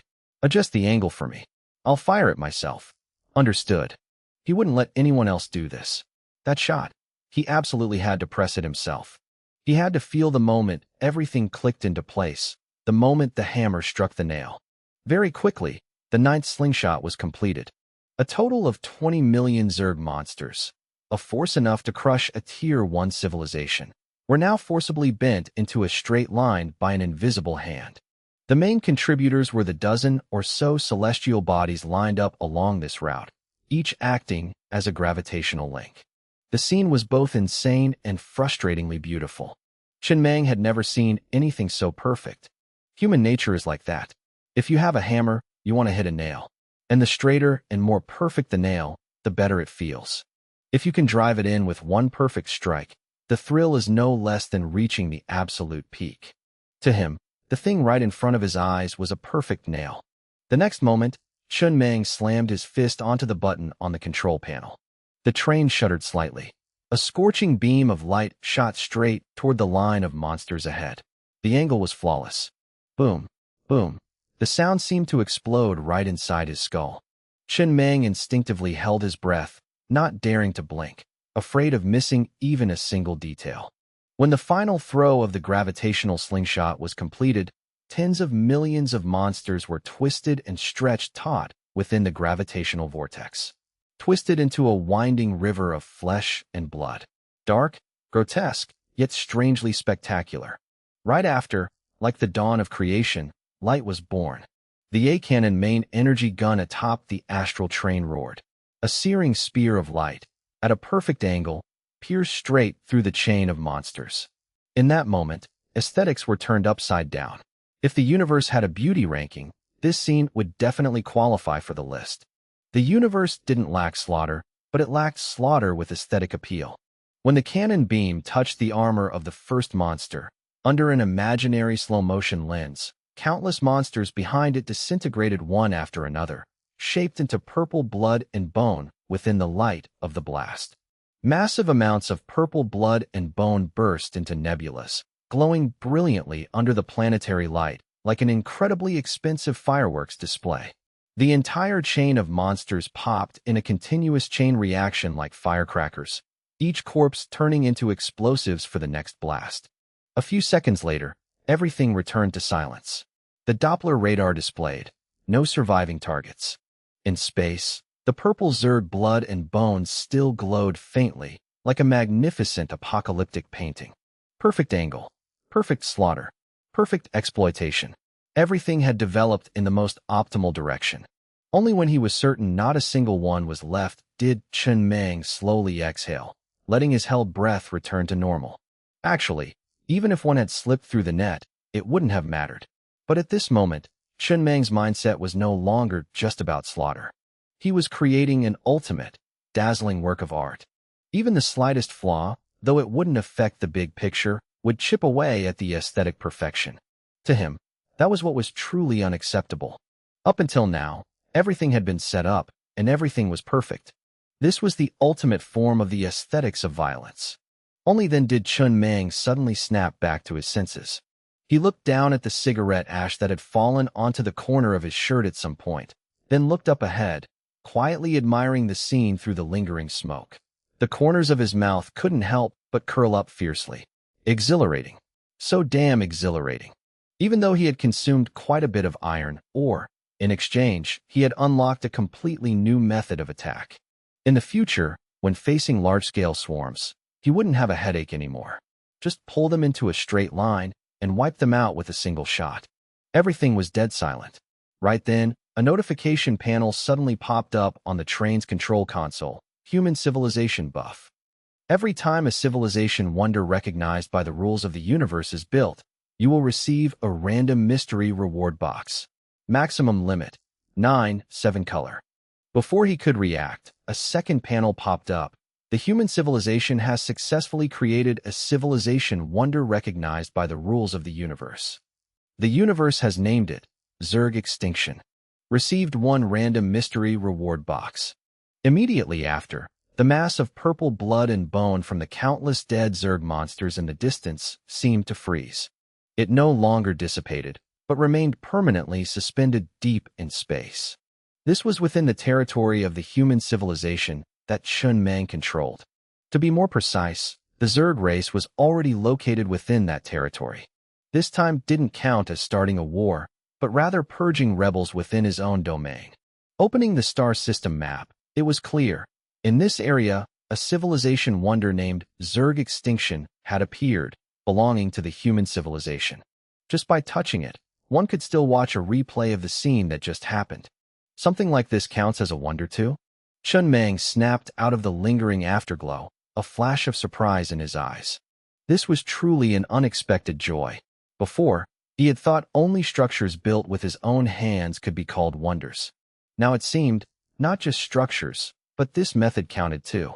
Thinking about it, it made sense. He knew that in the Nami civilization, there was a randomly formed wonder. A massive number of abandoned trains piled up in a corner of the universe, gradually forming a train graveyard. And then, for no apparent reason, it was recognized by the rules of the universe as a civilization wonder. No instructions, no rituals. It just became one. The effect of that wonder was, within that area, there was an extremely low probability of hatching a train soul. Fusing the train soul with a train would grant the train AI assistant an additional super effect. Not bad. Chun Mang grinned widely. He vaguely understood the logic behind the formation of civilization wonders. It required some sort of special significance, not just the highest possible construction value. It didn't even need to be a structure. It didn't even need to be a physical entity. For example, the human civilization's first wonder, Zerg Extinction. There was no physical object at all, just a massive purple nebula. He also discovered that as long as the train approached that area, the control console would automatically play a replay of the scene that just happened, so magnificent and spectacular it was hard to look away. Now what should I do? Chun Mang hesitated slightly. This was a good thing, but at the same time, it dragged him into a messy situation. Before, he didn't have any clear concept of the human civilization's territory, nor did he place any importance on it. After all, it was just an area he had randomly drawn. He said it belonged to the human civilization, but the civilizations in that area didn't listen to him anyway. Furthermore, this was a resource-poor region. His original plan was to mine all the resources here and leave, running off to another place to claim a new territory and be done with it. But now, when the very first civilization wonder appeared right in this territory, he suddenly couldn't bear to leave. It felt like a deep connection had formed between him and this land. A part of him started wanting to haul resources from the outside to build up his own territory, instead of abandoning it to develop elsewhere. Doing that would definitely be a lot more troublesome. It really was a headache. Zhongxi was the first wonder of human civilization, and the only eternal mark bearing his name, carved into the deep universe. All civilization wonders never disappear and are extremely hard to destroy. Even if the civilization perishes, the wonder remains and can be inherited by another civilization. Looking back at the territories of the mechanical civilization, the Kasa civilization, and the Zerg civilization, those once powerful civilizations didn't even have a wonder of their own. As for whether the Nia civilization had one, he wasn't sure. If they did, it had probably been wiped out long ago. Even the Nanmei civilization, powerful enough to reach level 5, only had 3 wonders in total. It's decided. Chun Mang took a deep breath, forcing himself to lock it in so he wouldn't second-guess anymore. Once the fleet wipes out the Zerg civilization, we'll go out and plunder resources first, see if we can build this sector up. If it really doesn't work out, we'll figure something else out. Xiao AI's voice quickly echoed through the train. Have you decided to settle in the Nia star system? Just because of one civilization wonder? Yeah. Chun Mang nodded, his tone a bit emotional. This is like a guy going out for a fling. He originally planned to pull his pants up and leave, but who knew the other party would suddenly get pregnant? At that point, it's pretty hard to just walk away. He let out a chuckle, then continued, as if admitting it to himself. It's mine, after all. And it's the first one. Naturally, I can't bear to part with it. He looked at the screen, his eyes still lingering on the afterglow of the wonder. The name is nice, too. Zhongxi. I like this name. Then he frowned slightly, another thought pulling him back to reality. It's just that civilization wonders don't seem to be movable. Where they form is where they stay. If that's the case, wouldn't any civilization that occupies this sector claim the wonder as their own? Xiao AI replied immediately. That is correct. Then we definitely can't leave, Chen Meng said very softly, but his resolve was ironclad. He wouldn't allow that to happen. If this wonder fell into someone else's hands, that would be a disgrace. He secretly made up his mind. He wasn't leaving for now. This territory was his. It belonged to human civilization. Go out, plunder resources, and bring them back home. From now on, human civilization had no intention of being a wandering civilization anymore. According to his original plan, his civilization was directly tied to the train. No permanent wormholes would be built. They'd just go wherever they wanted. He might not admit it out loud, but in essence, it was no different from the Xingho civilization. Both were wandering civilizations, just that Xingho was a bit more peaceful than him. But building a civilization is hard. He would have to burn a massive amount of resources to establish wormholes within the territory. Just crafting a wormhole wasn't cheap. Spending tens of trillions of units of iron ore was completely normal, not to mention countless other supplementary costs. The appearance of just one wonder had completely derailed his future plans. It's fine, too. Chen Meng leaned back in his chair, looking at the control screen with a faint smile. As if reassuring himself, what plan ever goes exactly as intended from start to finish? Deviating a little is fine, too. Only then did he take a close look at the wonder's effect.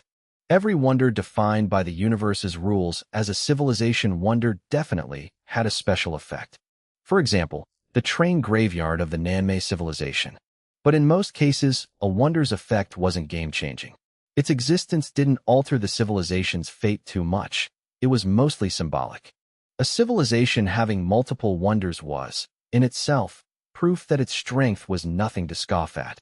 As for the effect of the Zhongxi civilization wonder, all living beings approaching this area would have the scene replayed for them. They would see the spectacle of Zhongxi deep in their minds, or through other receptive mediums. No combat buffs, no production boosts, no stat increases. Just a flashback, just for viewing. But Chen Meng found it fitting. He was satisfied. He looked at the flashback on the screen again, then glanced at the engraved words clearly visible on the exterior of the Hongxing Hao's carriage, human civilization, Hongxing Hao. He suddenly felt his heart settle. This could be considered an eternal mark he left in the universe. Unless someone used extremely special means like civilization erasure, a civilization wonder was nearly indestructible. It would exist forever. Humans are all like that. While alive, they always want to leave behind something that can last a very long time. He was no exception. Not for profit, just because he wanted to. Xiao AI's voice rang out in the cabin again, this time a bit more mischievous despite keeping a steady rhythm. Captain, if we put this scene into Zhang Yiren's new movie and use it as a trailer, the box office revenue will definitely skyrocket. He'd become famous instantly, too. When he first arrived on the Hongxing Hao, he probably never expected to reach such heights one day. No rush on that. Chen Meng shook his head and smiled. His movie has only filmed up to the point where the Hongxing Hao just left the aqua blue star. Save it for the sequel. He was truly satisfied with this scene, because it was the fruit of his blood, sweat, and tears. He had burned hundreds of trillions of units of iron ore. Just that amount alone was enough to upgrade a normal 7-color accessory to level 500. And this was also the first level 1000 accessory on the Hongxing Hao. Only then did he shift his eyes to the mysterious box that had just appeared on the console, the reward granted by the civilization endowment. He opened the box. The moment he saw what was inside, Chen Meng froze. His pupils contracted, and astonishment flashed in his eyes. His civilization endowment was 7-color. Before this, he had been dissatisfied, feeling it was inferior to those civilization endowments that fixed a civilization's level at level 3. But now he realized that the reward in this box alone was almost worth as much as a 7-color civilization endowment. If he could fully absorb all the rewards from this civilization endowment, it would be like the universe handing him 9 7-color civilization endowments for free. Absolutely overpowered. Inside the Hongxing House cabin, Chun Mang stared intently at the mysterious box placed on the table. It looked completely ordinary. Pitch black, unknown material, nothing special about it. If it hadn't come from the civilization endowment, no one would even glance at it if it were tossed on the side of the road. And inside the box was just a single token, looking utterly unremarkable at first glance. But when Chun Mang gripped it tightly in his palm, the cabin's control screen immediately popped up a corresponding panel. Civilization endowment. Can obtain the high-dimensional planetary tech tree, 7-color. Chun Mang remembered this civilization endowment. Last time, when human civilization ascended to level 3 and drew an endowment effect, he had seen it in the prize pool. It was just that he hadn't paid attention to it back then, because he didn't understand what it was for. There was no clear description, nothing intuitive. But he recognized the words 7-color instantly. Any item with this suffix absolutely could not be weak. And if every time he created a wonder, he received a 7-color endowment or an equivalent reward, wouldn't he be able to gather all 9 7-color endowment effects? That would be a massive leap for the civilization. Of course, the prerequisite was creating 9 wonders. But he already had one now. 8 more didn't seem that far-fetched. Right after, the screen displayed a detailed introduction to this endowment's effect.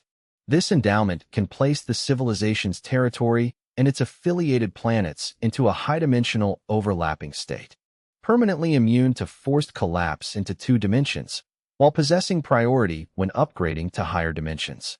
Chun Mang narrowed his eyes, staring hard. He roughly understood. This was a form of defense. When someone else tried to force his civilization to collapse into 2 dimensions, he would be immune. But the true meaning of this sentence didn't stop there. It practically stated outright, there was a type of danger in the universe, or rather, there were civilizations with the means to force other civilizations to drop to 2 dimensions. Wasn't that exactly the dual-vector foil? Chun Mang tilted his head, looking out the window to where the Zhongxi civilization wonder had just been born. His expression grew complex. Just a moment ago, he had been thrilled, proud of having researched a new method of attack. Because the train's current power could crush a level 2, or even a level 3 civilization. He had thought his strength in the universe was pretty decent. But reality immediately poured a bucket of cold water on him. First forced erasure, now forced dimensional downgrade. Those things he was so proud of, when placed in front of these high-level methods, were barely worth mentioning.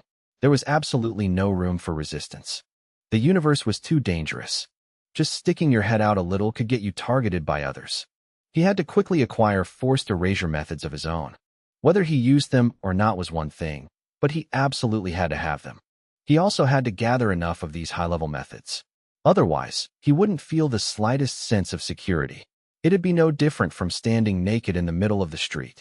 The good news was that he had drawn the 7-color endowment, high-dimensional planet. From now on, he was immune to forced downgrade methods. In the past, every time he drew something good, he would be ecstatic. But as he was exposed to more, that joy faded. Not because the rewards were bad, but because the universe was too vast. What he could draw, others could draw too. He had to build a foundation deep enough, thick enough, so abundant that even he couldn't count it all. Only then could he find a piece of land to call his own and develop in peace. Then, next up, Chun Mang looked up at the Doppler radar. On it, red dots representing the Zerg civilization's army were urgently massing in the interior. He decided to wipe out the Zerg civilization first. He prepared to enter the wormhole left by the Casa civilization nearby, jumping to the space-time node closest to the Zerg's interior. It was a stealth wormhole. He silently thanked the Casa civilization. They had left quite a few wormholes behind. It saved him from having to build his own space-time wormholes when moving around this sector. He could just directly use someone else's hard work. Saved him a massive amount of resources. But he didn't leave immediately. The magnetic field was running at full capacity. A large amount of spider silk materials was being sucked into the train by the magnetic force. This was also a talent of the Zerg civilization. Zerg monsters dropped materials when they died, and a portion of those materials could be used to upgrade the train's components. Like spider silk, for example. Humans didn't have this talent. Truly a race favored by God. Chen Meng thought about the future. Later on, he could upgrade the spider legs to a higher level and see what the level 1000 supermodel effect was. But pushing the spider legs to level 1000 required 100 trillion units of spider silk. Even if he slaughtered the Zerg civilization, could he gather that much spider silk? He began to doubt it. Very quickly, Chen Meng doubted no more. The Zerg army stationed at the front lines had reached tens of millions. That number alone was shocking enough. These were tens of millions of monsters capable of surviving in space. Every single one had an individual strength exceeding level 100. Humans obviously had a huge population, but how many could survive in space without any protective measures, let alone possess individual strength over level 100? If placed in a cultivation civilization, this was equivalent to tens of millions of immortals. That was exactly why cultivation civilizations declined. The position of an immortal demanded extreme aptitude. Massive resources, massive amounts of time, plus luck, were needed to prove one's Tao. But in the Zerg civilization, they popped them out like laying eggs. A whole bunch at random. And the Zerg civilization was only a level 2 civilization. It was a miracle they were only declining and hadn't been wiped out yet. After level 100, there were no longer strict level limits. That meant those tens of millions of monsters could all deal damage to the train. The damage might not be high, but with enough numbers, they could absolutely grind it to death slowly. Of course, the train in question referred to the trains of the mechanical civilization and the Casa civilization. As for Chen Meng's train, they could grind for 100 years and wouldn't even cause 1% wear and tear.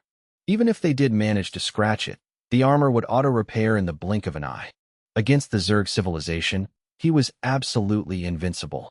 The Zerg civilization's ability to rapidly mass-produce level 100 monsters was exactly why they ran rampant and unchecked in the Nia star system. If it weren't for the fact that after destroying the mechanical civilization, the Zerg ended up fighting another branch of the Zerg civilization that was preparing to enter the Nia system, the Casa civilization would probably have been wiped out long ago. They wouldn't have lasted until Chen Meng left the Aqua Blue Star. From this perspective, he actually had to thank the Casa civilization. They had given him a place to land. Otherwise, if the entire Nia system had been occupied by the Zerg after he left the Aqua Blue Star, he wouldn't have been able to find a single resource point. He would have just been stuck near the Aqua Blue Star, starving to death in space. At this moment, Chen Meng had already jumped through the wormhole, entering straight into the core territory of the Zerg civilization, just a few million kilometers from the center. The Casa civilization had spent a lot of resources and effort to dig a stealth wormhole right at the enemy's doorstep. At the very least, they had to draw the Zerg's attention elsewhere to secretly carve out a hole right next to the enemy's lair. Otherwise, the spatial fluctuations would have been too obvious. A wormhole could be set to stealth after opening, but even for a stealth wormhole, the moment it opened, it created a spatial disturbance so glaring it was hard not to notice. At such a close distance, Chen Meng saw it clearly with a single glance. Ahead, hundreds of planets were clustered together, orbiting a total of 13 stars. The Doppler radar displayed it clearly. Here, just counting the Zerg monsters above level 100, there were already hundreds of billions. If counting the entire Zerg population, it reached tens of trillions. Yes, trillions. An exaggerated number that made one want to laugh dryly. Most of the monsters were low level. The radar also showed quite a few of them hugging iron ore and gnawing on it. They were clearly upgrading and evolving. Most importantly, these monsters could continuously resurrect. Such a force could sweep across the Nia star system with almost no problem. Wait a minute. Chen Meng looked at the scene on the radar, his brows instantly knitting together. Where did they get so much iron ore? Trillions of monsters, almost every single one hugging a large chunk of iron ore, gnawing at high speed. All of them were upgrading so fast it was visible to the naked eye. But he knew exactly how poor the Nia star system was. The resources in the north had basically been mined clean by the mechanical civilization. The east had been mined clean by the Casa civilization. He had taken over the rest and scraped it clean. The south was a cosmic void, devoid of resources. Above and below were empty zones between star systems, with sparse planets, let alone resource planets. The Zerg were in the west. Logically speaking, after so many years, they couldn't possibly have this much resource left. More importantly, Chen Meng noticed a strange sensation on the radar. Many of the level 100 monsters here gave him a feeling of being very new. Yes, brand new. At the front lines, quite a few were injured, missing limbs. But here, there was a massive number of perfect condition level 100 monsters, without a single trace of battle, as if they had just finished evolving. Right after, he saw an even more bizarre sight. Is that a black hole? On the surface of one planet, there was a slowly rotating black hole. Groups of Zerg continuously went in and out of that black hole, bringing out a massive amount of resources each time. All high-level resources. But a real black hole couldn't possibly exist on the ground like that. This wasn't a black hole. It was just an entity that looked like one, a black hole-type portal. The answer immediately pieced itself together in Chun Meng's mind, and a wave of disgust rose up in him, like being splashed with dirty water. He couldn't help but curse inwardly. The universe was way too biased toward the Zerg. The Zerg civilization had clearly found something like an ancient ruin. The reason they hadn't launched an attack these past few days was to buy time to digest that pile of resources. Their overall strength was skyrocketing, fast enough to see with the naked eye. At the very least, Chen Meng was certain the Zerg civilization absolutely didn't have this kind of strength before. Otherwise, with hundreds of billions of monsters above level 100, why would they have dragged things out with the mechanical and Kasa civilizations for so long? They could have flattened everything in minutes. Why bother with the hassle? This thing is a fucking waste of resources. The Zerg civilization's way of consuming resources was to upgrade the entire race. That meant at least 99% of the resources were wasted. What use was a level 1 Zerg monster evolving to level 100 on the battlefield? It'd be better to pool all those resources to nurture a single entity. But clearly, in this universe, no matter the form of civilization, none could rapidly spawn an entity with terrifying strategic power. For a train-type civilization, the threshold was Murphyite. For the Zerg civilization, the threshold was swallowing speed. With so many resources, how long would it take a single Zerg to swallow it all? Even if it swallowed until it died of old age, it might not even consume 1% of the total. Only Chen Meng was different. He had level 0 authority. As long as there were enough resources, the universe could spawn a new god-tier civilization tomorrow. Human civilization. What a waste. Just pure waste, Chen Meng fumed inwardly. Not because he was afraid of the Zerg, but because he was watching a mountain of resources being used as cheap feed. It was so stupid it hurt.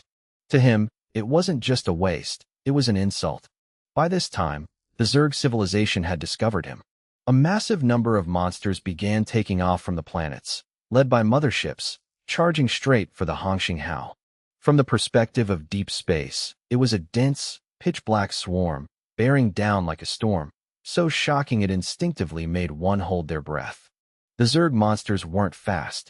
The reason they could fly fast in space was by clinging to the motherships, sharing their speed. Destroy the motherships, and these monsters would instantly become as slow as ants, only able to inch forward in the vacuum. The Neostar system was Chun Meng's territory. Any resources that appeared within this territory had to be his. That unknown black hole had to be his, too. He wouldn't allow anyone else to take things from his home and swallow them. A massive number of monsters took off from all directions, beginning to close the net. This was the final battle between him and the Zerg civilization. The decisive battle. They should have started this war a month ago, but both sides chose to quietly develop a bit more. It was just that, clearly, Chen Meng developed faster and stronger. The Zerg probably thought that once they digested that pile of resources, they'd be invincible. But they never expected Chen Meng's fortuitous encounter to be even greater. In the universe, never think you're the luckiest one. There's always someone luckier, and always someone more invincible. When both sides want an advantage, the best solution is actually to start the war immediately, because no one can be sure that what they're waiting for is stronger than what the enemy is waiting for. But one thing was certain. Wanting to wait meant lacking confidence in the present. The Zerg's offensive was fierce. No probing, no bugles. In the silent universe, a nearly endless swarm of Zerg monsters above level 100 left the planet simultaneously, flooding toward the Hongxing Hao. Even though Chun Meng's side was just a single train, the Zerg broodmother could control all the monsters, seeing everything they encountered, hearing everything they sensed. The broodmother definitely knew about the scene just now, and she knew this was the decisive battle. Going all out from the start, leaving no way out. If they didn't win, they died. That was practically the entire foundation of the Zerg civilization. Over the past few days, the Zerg had funneled monsters here, evolving them in batches at high speed. Chen Meng exhaled softly, looking at the scene before him, then slowly closed his eyes. He knew today was the day it ended with the Zerg civilization. From now on, there wouldn't be a single bug left within his territory. That wasn't a boast. It was like a pre-written verdict. The next moment, the Hongxing House spider legs slowly extended, tearing through space and vanishing on the spot, appearing in pseudo-four-dimensional space. There, tens of millions of antenna bugs were densely packed like maggots on rotting meat, so thick it made one's scalp tingle. This was one of the Zerg civilization's greatest foundations, infinite resurrection. It was just that this foundation had met its exact nemesis. A scorching beam of arc cannon light swept across, utterly destroying all the antenna bugs, even those millions of kilometers away, turning them to ash. In that instant, the Zerg civilization's infinite resurrection also vanished. The antenna bugs were too weak, only level 1. So weak they couldn't even withstand a ripple of fluctuation. For a brief moment, Chen Meng thought he heard the screech of spiders. It was those spiders using their legs to tear through space, slipping into the pseudo-four dimension to hide the antenna bugs here. They never expected the enemy to have the exact same exclusive ability and do it even better. Thinking of this, Chen Meng found it both funny and chilling. In the universe, what you think is your trump card is sometimes just a joke to others. He didn't leave the pseudo-four dimension immediately. He stayed, beginning to call roll on each Zerg mothership. The level 200 arc energy main cannon was something the motherships couldn't withstand. A single shot turned them to ash. In other level 3 civilizations, a level 200 arc cannon was practically a trump card. But in Chun Meng's hands, it was like a basic attack. He casually fired off dozens of shots, every single one accurate and blindingly bright. The attacks were launched from within the pseudo-four dimension. Even if the enemy wanted to counterattack, they were powerless. The Zerg civilization reacted very quickly. Before long, a massive number of monsters and motherships also appeared in the pseudo-four dimension, charging at him. In the blink of an eye, countless monsters had tightly surrounded the Hongxing Hao, gnawing frantically. But Chen Meng completely ignored them. He understood very well that no matter how many there were, the number that could simultaneously gnaw on the armor was limited. Not to mention, they couldn't even bite through it. Even when the windows were completely covered by monsters, he calmly piloted the Hongxing Hao, aiming precisely at the Zerg motherships and firing, as if doing a tedious but necessary chore to clean the house. This was an asymmetrical war, an absolute crushing defeat. In sports, combat matches are usually divided by weight classes.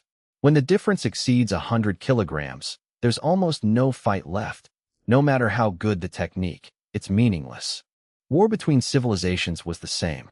When the technological gap widened to a certain threshold, all that was left was a crushing steamroll.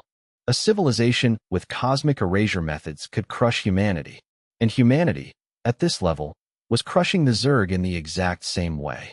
Under that crushing force, no matter how united, how suicidal, or how smart they were just paper walls, shattering at a touch. At this moment, Xiao AI had finished calculating the optimal firing angle for the arc main cannon, and it fired. Chen Meng lit a cigarette, walked over to the floor-to-ceiling window at the front of the cabin, and looked at the densely packed Zerg pressing against the outside, his brows furrowing slightly. Once a bug's size was magnified, it became terrifying in a very gross way. Not because it was strong, but because it gave you goosebumps.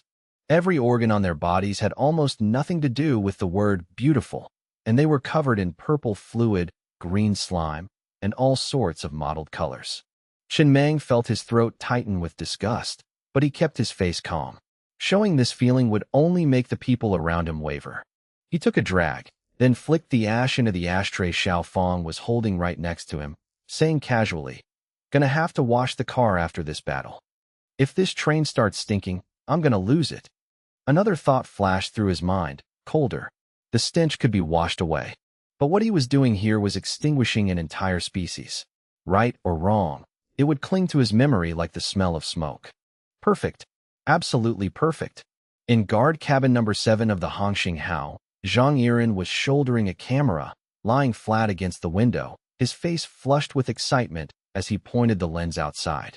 The scene was too shocking, too real. He recorded the entire process. No need for CGI later. Just using the raw footage would be enough to crush everything. Funny enough, before the apocalypse hit the Aqua Blue Star, making big explosion effects cost a fortune, so many film crews just blew things up for real because it was cheaper and looked better. But now, if you wanted CGI, you just had to say a word to Xiao AI. What used to take years was now done in a second, and it'd spit out 10 versions for you to choose from. Not enough. It'd make more. But no matter how good the CGI was, it couldn't beat the thrill of reality unfolding right before your eyes. Cabin number 10 didn't have windows, so Zhang Yiren grabbed his camera and ran straight to guard cabin number 7. Biaozi stood there, carrying a mech suit box, looking outside expressionlessly. He had been prepared from the moment the war started, gathering enough men, everyone suited up, just waiting for an order to charge out. But he kept waiting, and then realized he would never receive that order. At this level of war, they didn't even have the qualifications to participate. The sense of disappointment hit his chest, so hard it was hard to breathe. He would rather charge out and fight to the death on the battlefield than stand still and watch everything end, because he was too weak, so weak he was only allowed to be a spectator. Win or lose, it ultimately had nothing to do with him. Let it go. Lao Zhu, sitting nearby, patted Biaozi's shoulder and said softly, "The strength of one person against an entire civilization is nothing. Relax. Look at the bigger picture. Look at Zhang Damei. She asked for a leave of absence, didn't she? As civilization develops, not everyone can keep up. We have to accept reality." Biaozi glanced toward Zhang Damei's old bed in the cabin. After the train entered a stable development track, Zhang Damei requested a transfer back to the Aqua Blue Star to take the position of chief of the Enforcement Bureau in Taiping City, in charge of security. Anyone who had stepped off the Hongxing Hao, even those who used to be minors, could hold a position somewhere outside. When assigning roles, just showing their priority resident ID was enough. It was the badge of an old meritorious servant. Almost no one would dare let them go hungry. If they didn't want to be officials, they were given capital to start a business. From the current perspective, the contributions of the miners back then might seem small, but at that time, their service to the Hongxing Hao was undeniable. If he wanted to, Biaozi could go to the Aqua Blue Star or any other planet to be a high-ranking official. He had the seniority, the merits, and his resident ID was 003. He didn't need to stay in this place where he was no longer of use. But that wasn't what he wanted. He just wanted to be a mercenary captain, to be the sharp blade in Chun Meng's hand, slaughtering enemies for him, and exchanging it for one thing only: recognition. He remembered the time he achieved merit and was heavily injured. The post-battle photo and a piece of his mech armor were framed and hung on the wall of resident cabin number 8. Now it was no longer there. It had been moved to the Hongxing Hao Museum on the Aqua Blue Star for display, placed in the most prominent spot, and even written into the history textbooks of human civilization. Just imagining the kids hugging their history books, eyes wide at his bravery, made his heart run hot again. He felt proud and secretly thrilled. That was what he wanted. It was just that, in the future, there probably wouldn't be opportunities like that anymore. Biaozi turned his head, looking at the two brothers, Zhang Yi and Zhang Er, sitting by the window. Outside, those disgusting Zerg monsters blocked the view, yet the two of them were still happily eating meat sandwiches. Biaozi suddenly let out a helpless laugh. Maybe he was just overthinking things. When people overthink, life isn't fun. If Zhang Yi and Zhang Er wanted to, they could also go be officials. But the two of them had absolutely no intention of doing so, nor were they ashamed of being useless on the train. They didn't overthink. Just like before, training every day, eating meat sandwiches every day. The conditions on the train were much better now, with countless delicacies, but these two only liked meat sandwiches. Like an addiction, Biaozi had asked them why once. Both gave the same answer. Eating this gives us strength. Hearing that, he could only laugh, feeling both sad and relieved. The kind of relief that made him feel even heavier. Then he looked at the refrigerator in the corner of the cabin. That place used to be the bridal chamber for Shan Miaozi and Mei Jia. He still vaguely remembered the scene of Shan Miaozi and Mei Jia, under everyone's witness, becoming the first official married couple on the train. It was just that. Now Shan Miaozi had also asked for leave. He bought a big house on the Aqua Blue Star and lived with Mei Jia. This refrigerator wasn't moved away. It was kept as a memento. Occasionally, Shan Miaozi would still bring Mei Jia back to visit everyone. When they came, they stayed in this very refrigerator. Fragments of old memories flashed before Biaozi's eyes. There were many things he couldn't forget. He had been through too much with Chen Meng. It was just that, the people were still here, but the scenery had changed. Sigh. Biaozi let out a long breath, then suddenly smiled and said, Lao Zhu, after this battle, I'm thinking of retiring too. I'll have to trouble you to arrange a nice spot for me. Lao Zhu waved his hand, looking a bit annoyed. What are you talking about?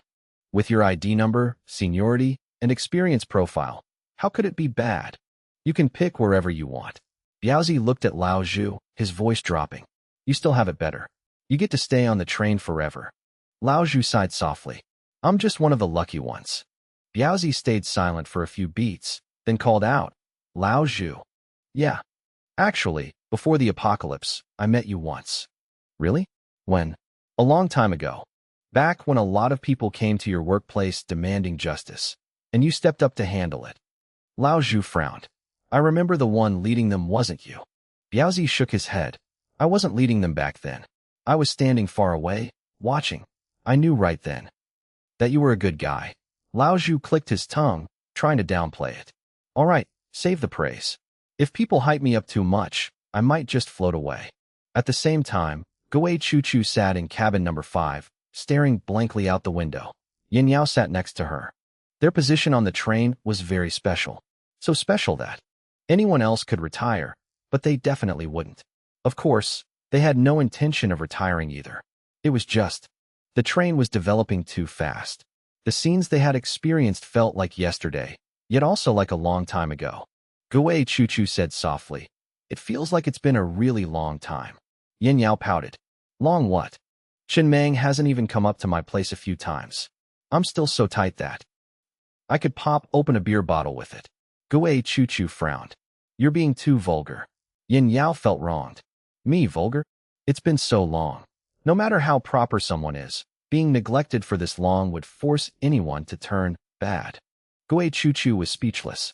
After a long while, she whispered, I want to have a baby. Yin Yao tilted her head. Whose baby? Guo Chu didn't look at her friend, just answered very softly. Who else do you think it could be? Yin Yao picked up the mirror on the table, checking her face, her tone half joking but cold. I think the odds are higher with someone else. With Chen Meng, it's probably tough. He doesn't seem like the type who wants kids. She looked closely in the mirror, reassuring herself. Not old yet. Still young. Guo Chu didn't say anything more, just turned her head to look outside. The cabin fell into silence again, a silence stretched taut by the distant explosions that no one could hear. This war should have shaken the entire Nia star system. But hardly anyone knew about it. The only spectators were the crew members on the Hongxinghao. In the Casa Civilizations Federation, there were nearly 10,000 civilizations. Many places hadn't even received the news of the war starting before it was nearly over. In this absolute crushing defeat, the Zerg motherships were called out and destroyed one by one. When a mothership was destroyed, those hundreds of billions of level 100 monsters suddenly slowed down, like toddlers learning to walk, stumbling through space. Chen Meng first cleared out a portion of the Zerg in the pseudo-4 dimension, then reused his old trick. Batches of gas planets that had been collected before arriving were thrown out. With the gravitational field calculated down to the last margin of error by Xiao AI, through multiple bounces and guides. Hundreds of billions of level 100 monsters, whose power could crush almost any level 3 civilization, were now like clay, pulled gradually into a straight line by an invisible hand. The scale of this operation was much larger than the Zhongxi incident. The numbers weren't even on the same level. So he had to mobilize a massive number of planets, using gas planets with stronger gravity as relay stations to pull it off. The Hongxinghao drifted against the velvet-black backdrop of space.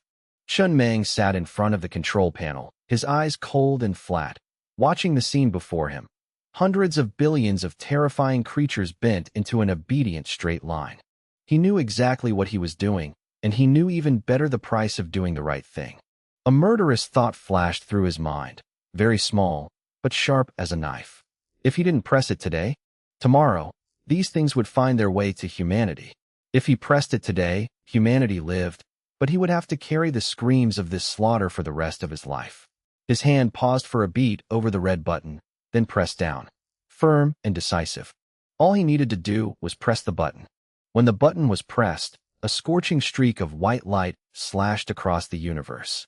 And in the absolute silence of the void, Chen Meng still heard it. The wailing of hundreds of billions of souls dying. It wasn't a real sound. It was something echoing in his heart, something no one could wash away, not even him. This was a battle of absolute crushing dominance. The main force of the Zerg civilization, like lambs to the slaughter, was pulled into a straight line in space and pierced from end to end by the level 200 arc energy main cannon. A purple blood mist erupted, drifting through the void, forming eerie patches of nebula, both magnificent and horrifying. With just one shot, the Zerg civilization could practically be declared extinct. But that was only the main force, all entities above level 100. On their planets, there were still countless other Zerg, totaling tens of trillions. That number was terrifying. Even if they couldn't resurrect, they were enough to maintain a nearly endless supply of troops. This was the Zerg civilization's second terrifying method, infinite reproduction. Right after, countless Zerg below level 100 took off from the ground simultaneously, charging toward Chun Meng's train. It was just that the Zerg motherships were all dead, so it took this swarm a very long time to close in on the Hongxinghao. Chun Meng piloted the Hongxinghao, dragging the train's own gravitational field along, flying straight into the skies above the hundreds of planets in the Zerg civilization's core sector. The ensuing scene was like a giant meat grinder. Waves of Zerg flew up into space, only to be instantly gripped by the gravitational field. Losing control, they were pulled into a straight line, and then a scorching streak of white light swept across, vaporizing them. Then another wave flew up. Over and over again. No room for any turning back. To the point where even Chun Meng forgot how many times he had repeated the process. He only knew that the level of the Zerg taking off was getting lower and lower. Until the very end, there were even low-level entities clinging to the backs or bodies of higher-level ones just to be dragged out into space. They didn't even know how to fly yet. The moment they got out there, they disintegrated because they couldn't survive in a vacuum. No need for him to even lift a finger. Even with a meat grinder like this, the battle lasted 3 days and 3 nights. A full 3 days and 3 nights. When everything fell silent, when the Hongxinghao's arc main cannon no longer roared, tens of millions of kilometers around were covered by a thick purple nebula drifting lazily, all blood mist left behind by the dead Zerg, turning this place into a scene both magnificent and terrifying in the universe. On the Doppler radar, no living beings were displayed anymore. More accurately, there were only 2 living beings left. The 2 brood mothers of the Zerg civilization. With this, the Zerg civilization was extinct. Chun Meng had prepared for this war for a very long time, but the duration of the war was brutally short. From start to finish, his side maintained near-zero casualties. The only loss was in cabin number 7, where a guard slipped while climbing up to the window to watch and sprained his ankle. Aside from resources and time, he suffered no other losses. And the resources lost weren't even that much. Before the war started, the reserves he prepared were enough to fire the level 200 arc energy main cannon over 10 million times. He thought that would be a sure bet. But after perfecting the gravitational field, efficiency skyrocketed. Before even using 10,000 shots, the resource consumption was so low it was almost negligible. A crushing battle from beginning to end. The Zerg civilization had also shown their ferocity, fighting to the very last entity. Only the brood mothers survived. Even the larvae were thrown onto the battlefield and wiped out. Chen Meng looked at the two remaining red dots on the Doppler radar, his expression coldly calm, but his heart wasn't entirely at ease. He had seen too many times where the weak rose up with a final trump card, and the Zerg still had that. He muttered softly, as if asking himself, but also warning himself. Not planning to run? Or is this a trap? He always remembered the Zerg civilization's most terrifying method, infinite wormholes. But since the war began, aside from the initial stage where they opened a massive number of wormholes in various positions around the Hongxing how to swarm him, he hadn't seen any more wormholes appear later on. For 3 days he hadn't slept, just waiting for the moment they opened a wormhole to flee, so he could destroy it immediately. But he never saw it, and the longer he waited, the more abnormal it felt. This abnormality clung to him like metal dust, invisible, but constantly scraping against his nerves. Let's go. We're landing to take a look. Even if it was a trap, he still had to go to that planet. That unknown black hole was right on this planet, resources pouring out of it endlessly. And he didn't just want to know what it was, he craved what was inside. The Hongxing house slowly pierced through the thick purple nebula, then landed next to the two surviving creatures on the Zerg civilization's planet. Hiss, accompanied by a sound like venting steam, the cabin door slowly opened. Chen Meng, wearing a top hat and leaning on a cane, stepped out of the train alone, setting foot on the alien soil, his eyes sweeping the surroundings. The ground was reddish-brown. The earth was like a honeycomb, riddled with countless holes. This place used to be full of larvae, but toward the end, the Zerg seemed to have thrown their lives away, pushing even the larvae onto the battlefield as sacrifices.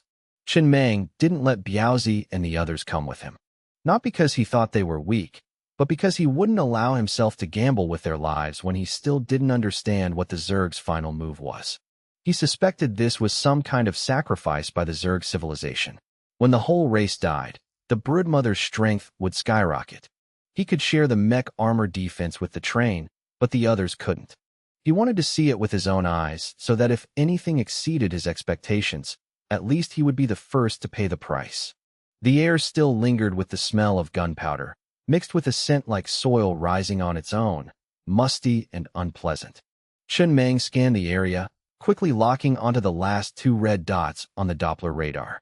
In a massive crater nearby, two huge lumps of flesh lay motionless. He frowned slightly. These two broodmothers looked like white mealworms, obese and gigantic. It was unclear how much of them was underground, but just the part exposed above ground was 6 or 7 meters tall. On their heads was attached a large human face, but it was entirely pale white, the features blurry as if covered in fog. On both sides of each body were 4 tentacles, looking like spider legs. In short, ugly, and made you want to stay far away. These were the brood mothers of the Zerg. 2 brood mothers, belonging to 2 different Zerg branches. Chen Meng clicked his tongue, glancing at the unknown black hole slowly rotating not far away.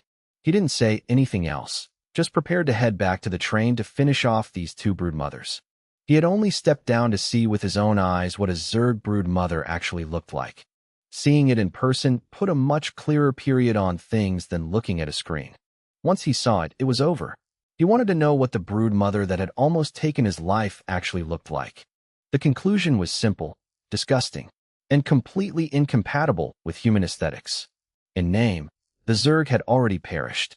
As long as these 2 brood mothers died, the name, Zerg civilization, would be completely erased. He didn't turn his back. He backed away step by step, slow and steady, toward the Hongxing Hao.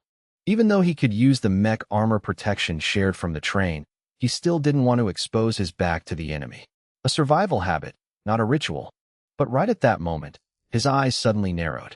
One of the 2 brood mothers suddenly stuck a tentacle into a hole in its belly, pulled out a small object, held it up and shook it like a wave, then tossed it straight toward him. Chen Meng silently watched the small object land right at his feet. A translation device. The brood mother wanted to communicate. This was beyond his expectations. The brood mother's intelligence seemed higher than he thought. At least it knew how to talk, or how to make others understand. Chen Meng looked at the device for a moment. Logically, he didn't want to waste words with the dying. But today, he could make an exception. He bent down, picked it up, activated it, and clipped it to his collar. Very soon after, he saw the mouth of the brood mother in front of him slightly open and close. A piercing, faint sound transmitted over. Through the translation device, the meaning of the words became clear. "Hello, human." Chen Meng narrowed his eyes slightly. The other party's voice was unusually calm. It was unclear if it was because the Zerg didn't know how to express emotion, or if she was truly that calm. Calm even when her entire race had just been wiped out. He still replied, his voice low and steady. "Hello, Zerg." The brood mother continued, as if there was a thin smile in her voice. "Not exactly a good greeting. My kind are all dead, so it can't be called good. It's just that before I die, I have a few things I want to ask." Chen Meng didn't beat around the bush. "For revenge." He spoke as if recounting a fact. "A few years ago, you Zerg released countless Zerg eggs deep in space. Many planets faced the apocalypse because of it. I almost died in one of those apocalypses. This is a delayed revenge." Then he added, as if stamping a seal on his choice, "Just so you die knowing." The brood mother clearly paused, then continued, her voice a bit more helpless. "You humans are exactly like that. Always liking to find a reasonable motive for your actions. I didn't want to ask why you attacked us." She paused for a beat, then spoke as if concluding a rule. "What the reason is, doesn't matter. War between civilizations is just like that. There's always a winner, and there's always a loser." Then she threw out her real question, slowly, as if weighing her words. "What I want to ask is, do you come from a god-tier civilization?" Chen Meng neither denied nor confirmed it. He just looked at her, waiting patiently, not out of respect, but because he wanted to hear what tricks she planned to pull before dying. He had been awake for 3 days, his nerves taut as bowstrings, but his mind was coldly awake.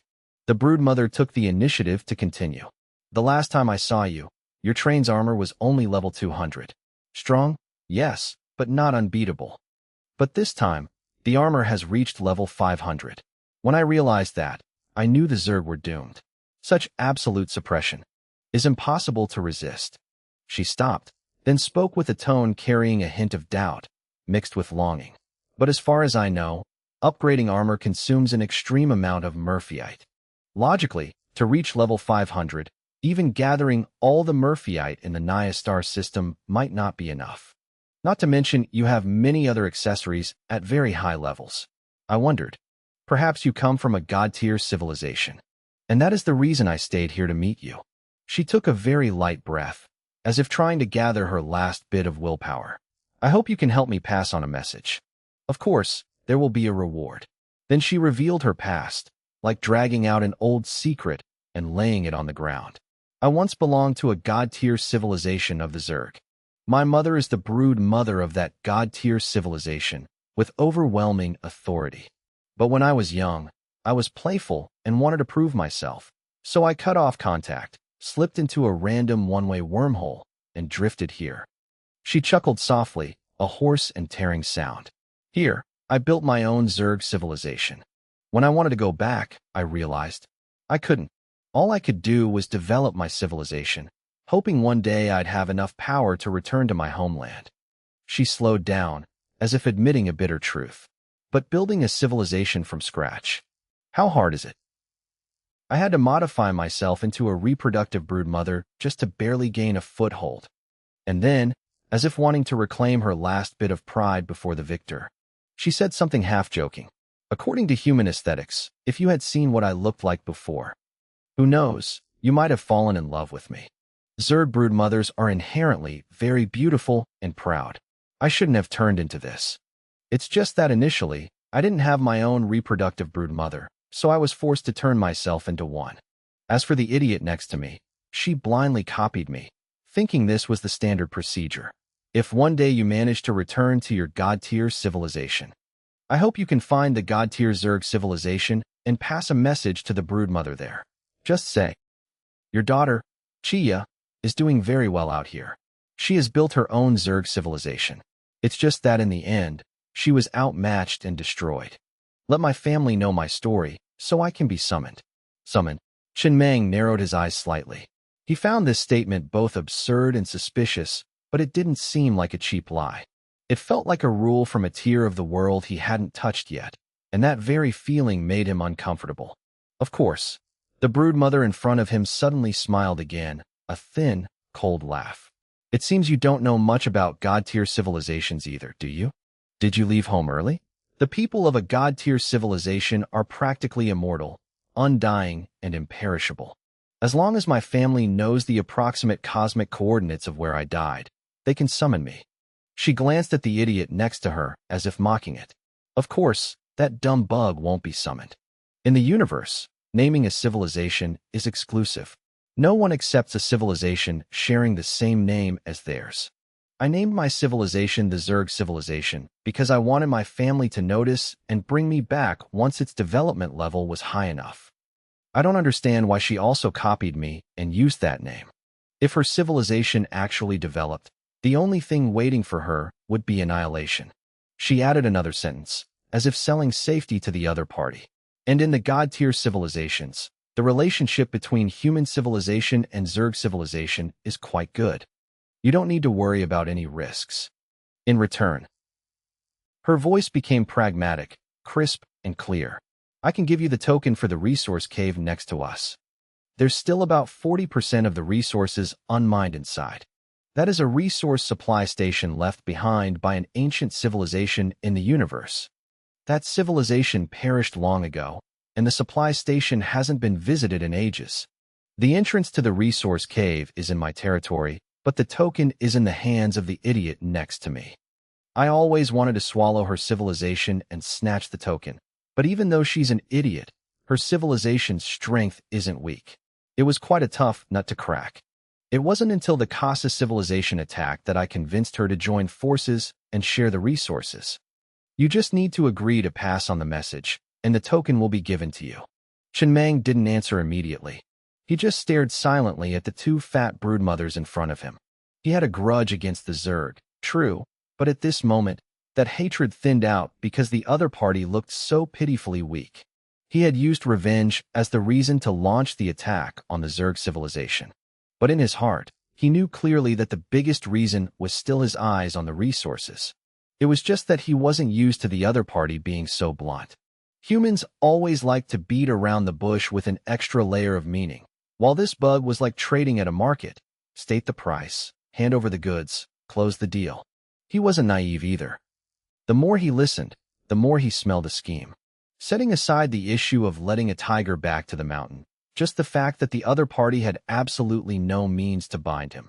If he made a verbal promise, took the token, and walked away, what could she do? There was no way she hadn't thought of this. So there was definitely something else she hadn't said. He didn't like being pushed into the role of a signee in a trap where he couldn't see the bottom. After a long silence, Chenmang finally spoke, his voice calm, but his intent sharp. Do you know much about God-tier civilizations? Not much. The brood mother answered immediately. I left home when I was young, but in the royal family, you hear and see a lot, so I know a fair bit. Chenmang said bluntly, I don't come from a God-tier civilization. Then, that's a bit unfortunate, she replied quickly, almost without hesitation, as if accepting a predetermined result. Chenmang kept his tone steady. But I believe that one day, I can reach the peak of a God-tier civilization. Oh, the broodmother suddenly seemed to lose her breath, her voice revealing genuine exhaustion. I suddenly feel tired. Just do it. I haven't slept in days. After I die, I want to sleep a little longer. Chenmang didn't change his rhythm. I know that path is hard. But if you tell me some information about God-tier civilizations, maybe I can avoid a lot of detours. Just do it, she repeated, as cold as a closing door. I want to go to sleep. Chenmang fell silent again. Initially, he had briefly considered another possibility. Keeping her on the train, letting her live, in exchange for knowledge about God-tier civilizations. But when she found out he had no background, she immediately didn't want to live anymore. That meant she completely didn't believe he could ascend to the God tier. No belief, no hope, no bet. That denial made Chenmang uncomfortable in a very human way.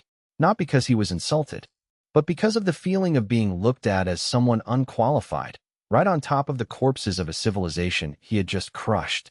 He asked, his voice dropping slightly, You just said my train's armor is level 500. Even if the entire Naya star system doesn't have enough Murphyite, doesn't that prove I have potential? The broodmother replied, calmly and coldly. It only proves you had a bit of a fortuitous encounter. In the universe, encounters like that are countless. If that encounter isn't built on the foundation of you having a powerful background to secure it, then that encounter isn't worth a dime. Chen Meng suppressed the rising discomfort. I can let you stay on my train. Even if I fail, you'll live much longer. She cut him off, her voice as if she was sick of it all. I just want to sleep peacefully, then wait for my family to summon me. I don't want to wander with you. I'd rather just die now. I've been tired for many years. I've wanted to rest for a long time. Living a few more years doesn't mean much to me. Chen Meng didn't say anything more. He turned around and started walking toward the Hongxing Hao. In his heart, there was a layer of feeling that was hard to name. Guarded, annoyed, and cold. He found he couldn't reason with this broodmother. Clearly, just a moment ago, she had shown a desire to live, even using the resource mind to tempt him just so he would pass on a message. Yet just because he said he wasn't from a god-tier civilization, she immediately wanted to die, as if everything else was worthless. Chen Meng didn't like that kind of logic, but it was exactly that logic that made him even more certain. Behind this summoning thing, and that token, there was still a layer of conditions she hadn't mentioned or didn't need to mention, because she believed he couldn't escape it. But when she learned Chen Meng didn't come from a god-tier civilization, she immediately gave up, only asking for death. If reasoning didn't work, he had to use another method. Very soon after, Biaozi couldn't sit still in the train anymore and led the guard squad, carrying shovels, jumping down. He took the lead, excitedly raising his shovel, looking at the alien planet and the two Zerg broodmothers in front of him, shouting, "Brothers, time to work." In no time, the two broodmothers, who had almost no offensive capabilities, were uprooted. Zhang Yi and Zhang Er each hoisted one, packed them up neatly, and carried them back to the Hongxing Hao. Why waste time talking nonsense? Just carry them away first. They could figure out the token thing later. What Chen Meng was most interested in right now was information about god-tier civilizations. He understood clearly that in the universe, the most precious thing wasn't resources, but information. An information barrier was enough to make a civilization die without even knowing why. That was also why he was willing to talk to that fat lump of meat for so long. He desperately wanted to grasp the situation of higher civilizations to prepare in advance. Ugh, what are you guys doing? The Zerg broodmother panicked, frantically twisting her pale, chubby body. She struggled so hard that she accidentally sat crookedly on Zhang Yi, who was carrying her, causing her face to instantly turn red, and she fell silent, as if choking. Right after, she was pushed away. Zhang Yi, covered in slime, crawled out from under the broodmother's body, looking around with a bewildered expression. Then he calmly hoisted the broodmother onto his head again and continued walking toward the Hongxing Hao, as if it were just a normal workplace accident. An hour later, Chen Meng, along with Lao Zhu and the others, calmly appeared on the aqua-blue star. In front of them, the Zerg broodmother was placed on the wasteland. The group had resolved to use strict interrogation methods to extract information. Uncle Li was brought over, his face stern, ready to show his skills at any moment. On the train, only Uncle Li had experience with punishment and interrogation, all thanks to the Shun family's favors in the past. Speak. Chen Meng leaned on his cane, standing still, looking at the broodmother in front of him, his voice light but cold. Now is not the time to bargain. You have no capital left to negotiate. If you don't want to suffer physical pain, then tell me everything you know about god-tier civilizations. He emphasized every word, like driving in nails. I will find someone to verify it. If it's fake news, you know the consequences. He didn't bring up the fact that the Zerg had killed countless people to apply pressure. Talking about that here was meaningless. Right now, he just wanted information. The broodmother lowered her head and whispered, her voice as if she was trying to do something very serious. Our Zerg have a rule. Whoever takes my virginity, I will marry him. I have always been a virgin. Just now, my virginity was taken by one of your subordinates. She looked up, speaking clearly. Call him here. When I see him, I'll tell you everything. Ah. Lao Zhu, standing nearby, couldn't hold back. Cough, what did you say? You've birthed so many monsters, and you're telling me you're a virgin? What's so strange about that? The broodmother replied nonchalantly. To you, is asexual reproduction that shocking? Not shocking. Lao Zhu choked for a beat, then tried to recover. It's just that in my understanding, asexual reproduction is usually for low-level organisms, like paramecia. That's because your understanding is low. Lao Zhu was gagged, momentarily not knowing how to reply. Very soon after, Zhang Yi, with a bewildered face, was brought over. And the moment she saw Zhang Yi, the broodmother's massive body suddenly developed countless cracks. Skin and fat peeled off in chunks, so fast it looked like she was molting. In just a moment, a tall girl, with a figure completely matching human aesthetics, stood straight on the spot. She smiled, as if she had just completed a ritual. Now I've shed my identity as a reproductive broodmother. This is the real me. She tilted her head. Even according to human tastes, marrying him wouldn't be a loss for him, right? Then she stated her condition bluntly, without any embarrassment. As long as we get married, I'll tell you whatever you want to know. But we have to get married with an apocalyptic marriage certificate. That's a wedding recognized by the rules of the universe. Chen Meng looked at Zhang Yi standing nearby, his face still bewildered, and felt a sharp headache coming on. He really wanted to curse. How on earth did things slide into this outcome? What kind of script was this? At first, he just planned to go down and see what the broodmother looked like, and conveniently check out what that cave was. Lao Zhu, Biaozi, and the people around also looked at Chen Meng with the same bewildered expressions. Clearly, no one knew how to handle this next development. Phew. After a long while, Chen Meng took a deep breath, forcing himself to calm down.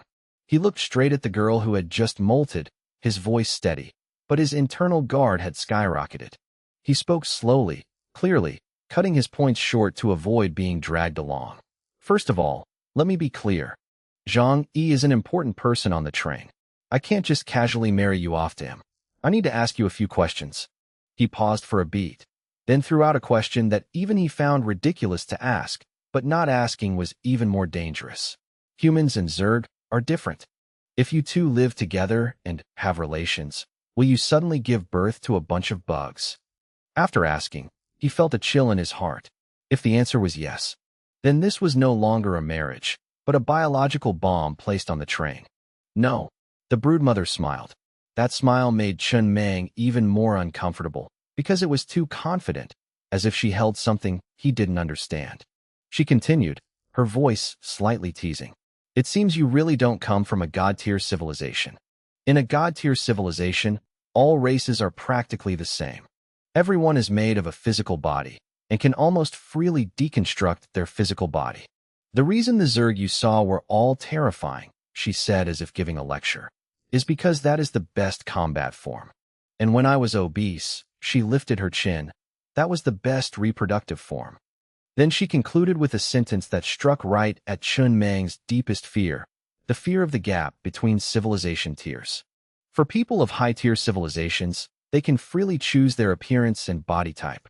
There is no racial prejudice. Even humans can deconstruct their bodies into a Zerg form at any time. She paused, then threw out the only prejudice. The only prejudice is the prejudice of high-tier civilizations against low-tier civilizations. This is the common consensus of the universe. And right now, I am in a form without any abilities, only good looks. To put it bluntly, I'm like a flower vase. No different from you humans. Our bodies are the same. For the Zerg, this is a method that doesn't require the civilization to reach a high tier to possess. It belongs to our innate talent, which form to choose what abilities to have. But for human civilization, you have to reach a certain height to do it. No need to say so much. Chen Meng frowned, cutting her off sharply. So you're no different from a normal person, right? Right. Wait a minute. Chen Meng's face looked a bit grim. He pulled Zhang Yi aside, staying silent for a long time as if trying to suppress his headache, then finally asked stiffly, "Do you want a wife?" Zhang Yi tilted his head, thought for a long time, then nodded seriously. "I do. What do you think of that woman?" Chen Meng pointed at the Zerg broodmother in the distance. "Do you want her to be your wife?" "No." Zhang Yi shook his head very decisively.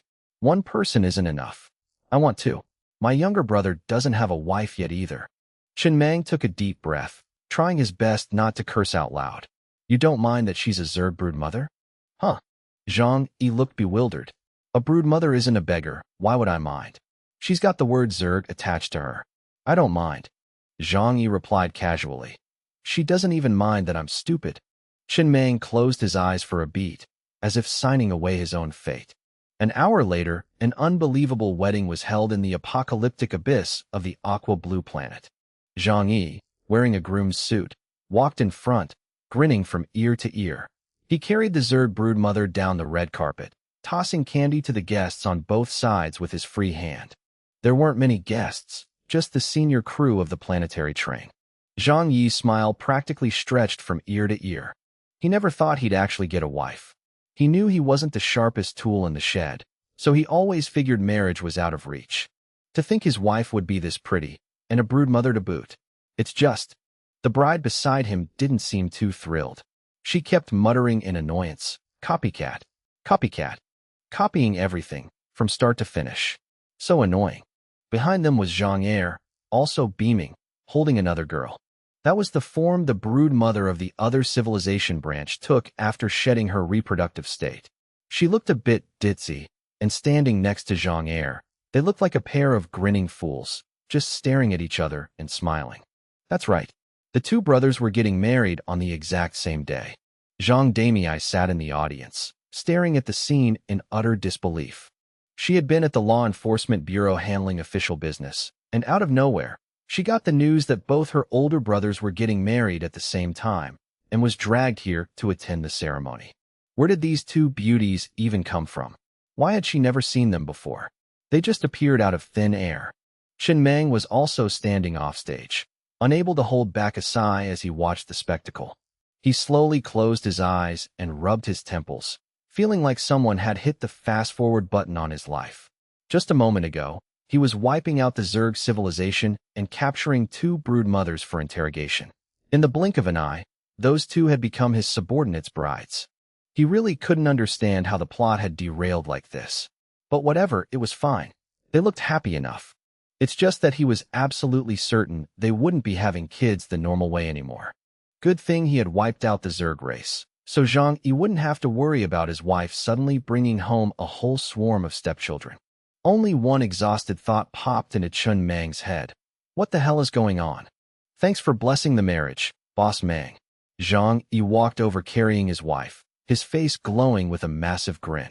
Now our Zhang family can be considered a two-queen household. Congratulations, Chen Mang replied, his voice calm, though inside he just wanted to sit down and be left alone. After a round of toasts, Zhang Yi pulled his wife into a corner, took out a few meat sandwiches from a nearby fridge, and handed them to her like he was showing off a treasure. Here, wifey, try this. It's super delicious. Seeing that, Chen Mang sighed again and lit a cigarette. He thought to himself, she's a princess of a god-tier civilization, for crying out loud. What hasn't she eaten? Why would she care about a cheap meat sandwich? Then again, the gap in their statuses was just too massive. Even without her family here to back her up, the arrogance ingrained in the bones of a god-tier civilization would still be there. Zhang Yi was probably going to suffer a lot in the future. But right after that, the broodmother took a bite of the meat sandwich, and her eyes instantly lit up. She yanked the fridge open, grabbed over a dozen sandwiches, and stuffed them into her mouth, chewing and swallowing so fast it looked like she was afraid someone would snatch them away. Then, with her cheeks bulging, she looked at Zhang Yi and gave him an enthusiastic thumbs up. So good. It's so good, hubby.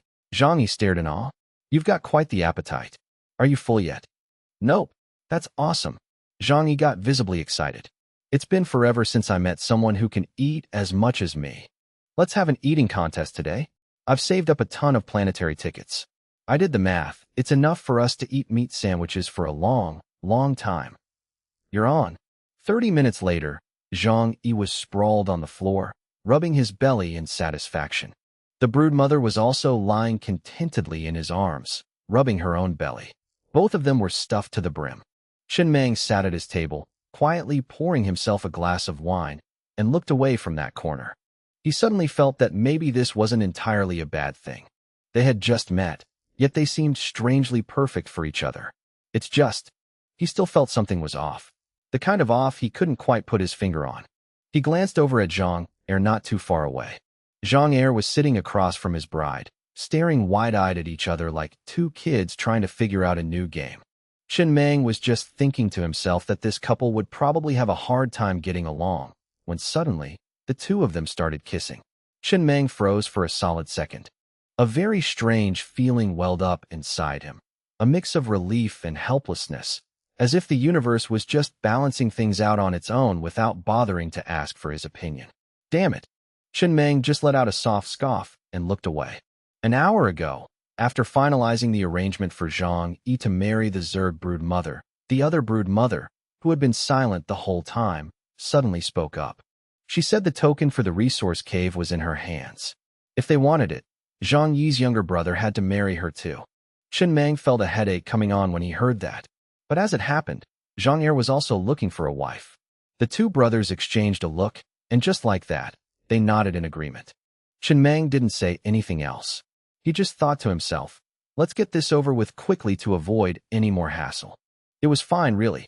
Chen Meng could tell that this brood mother was a bit slow in the head. Whatever Chia did, she just copied, like a mimicking machine.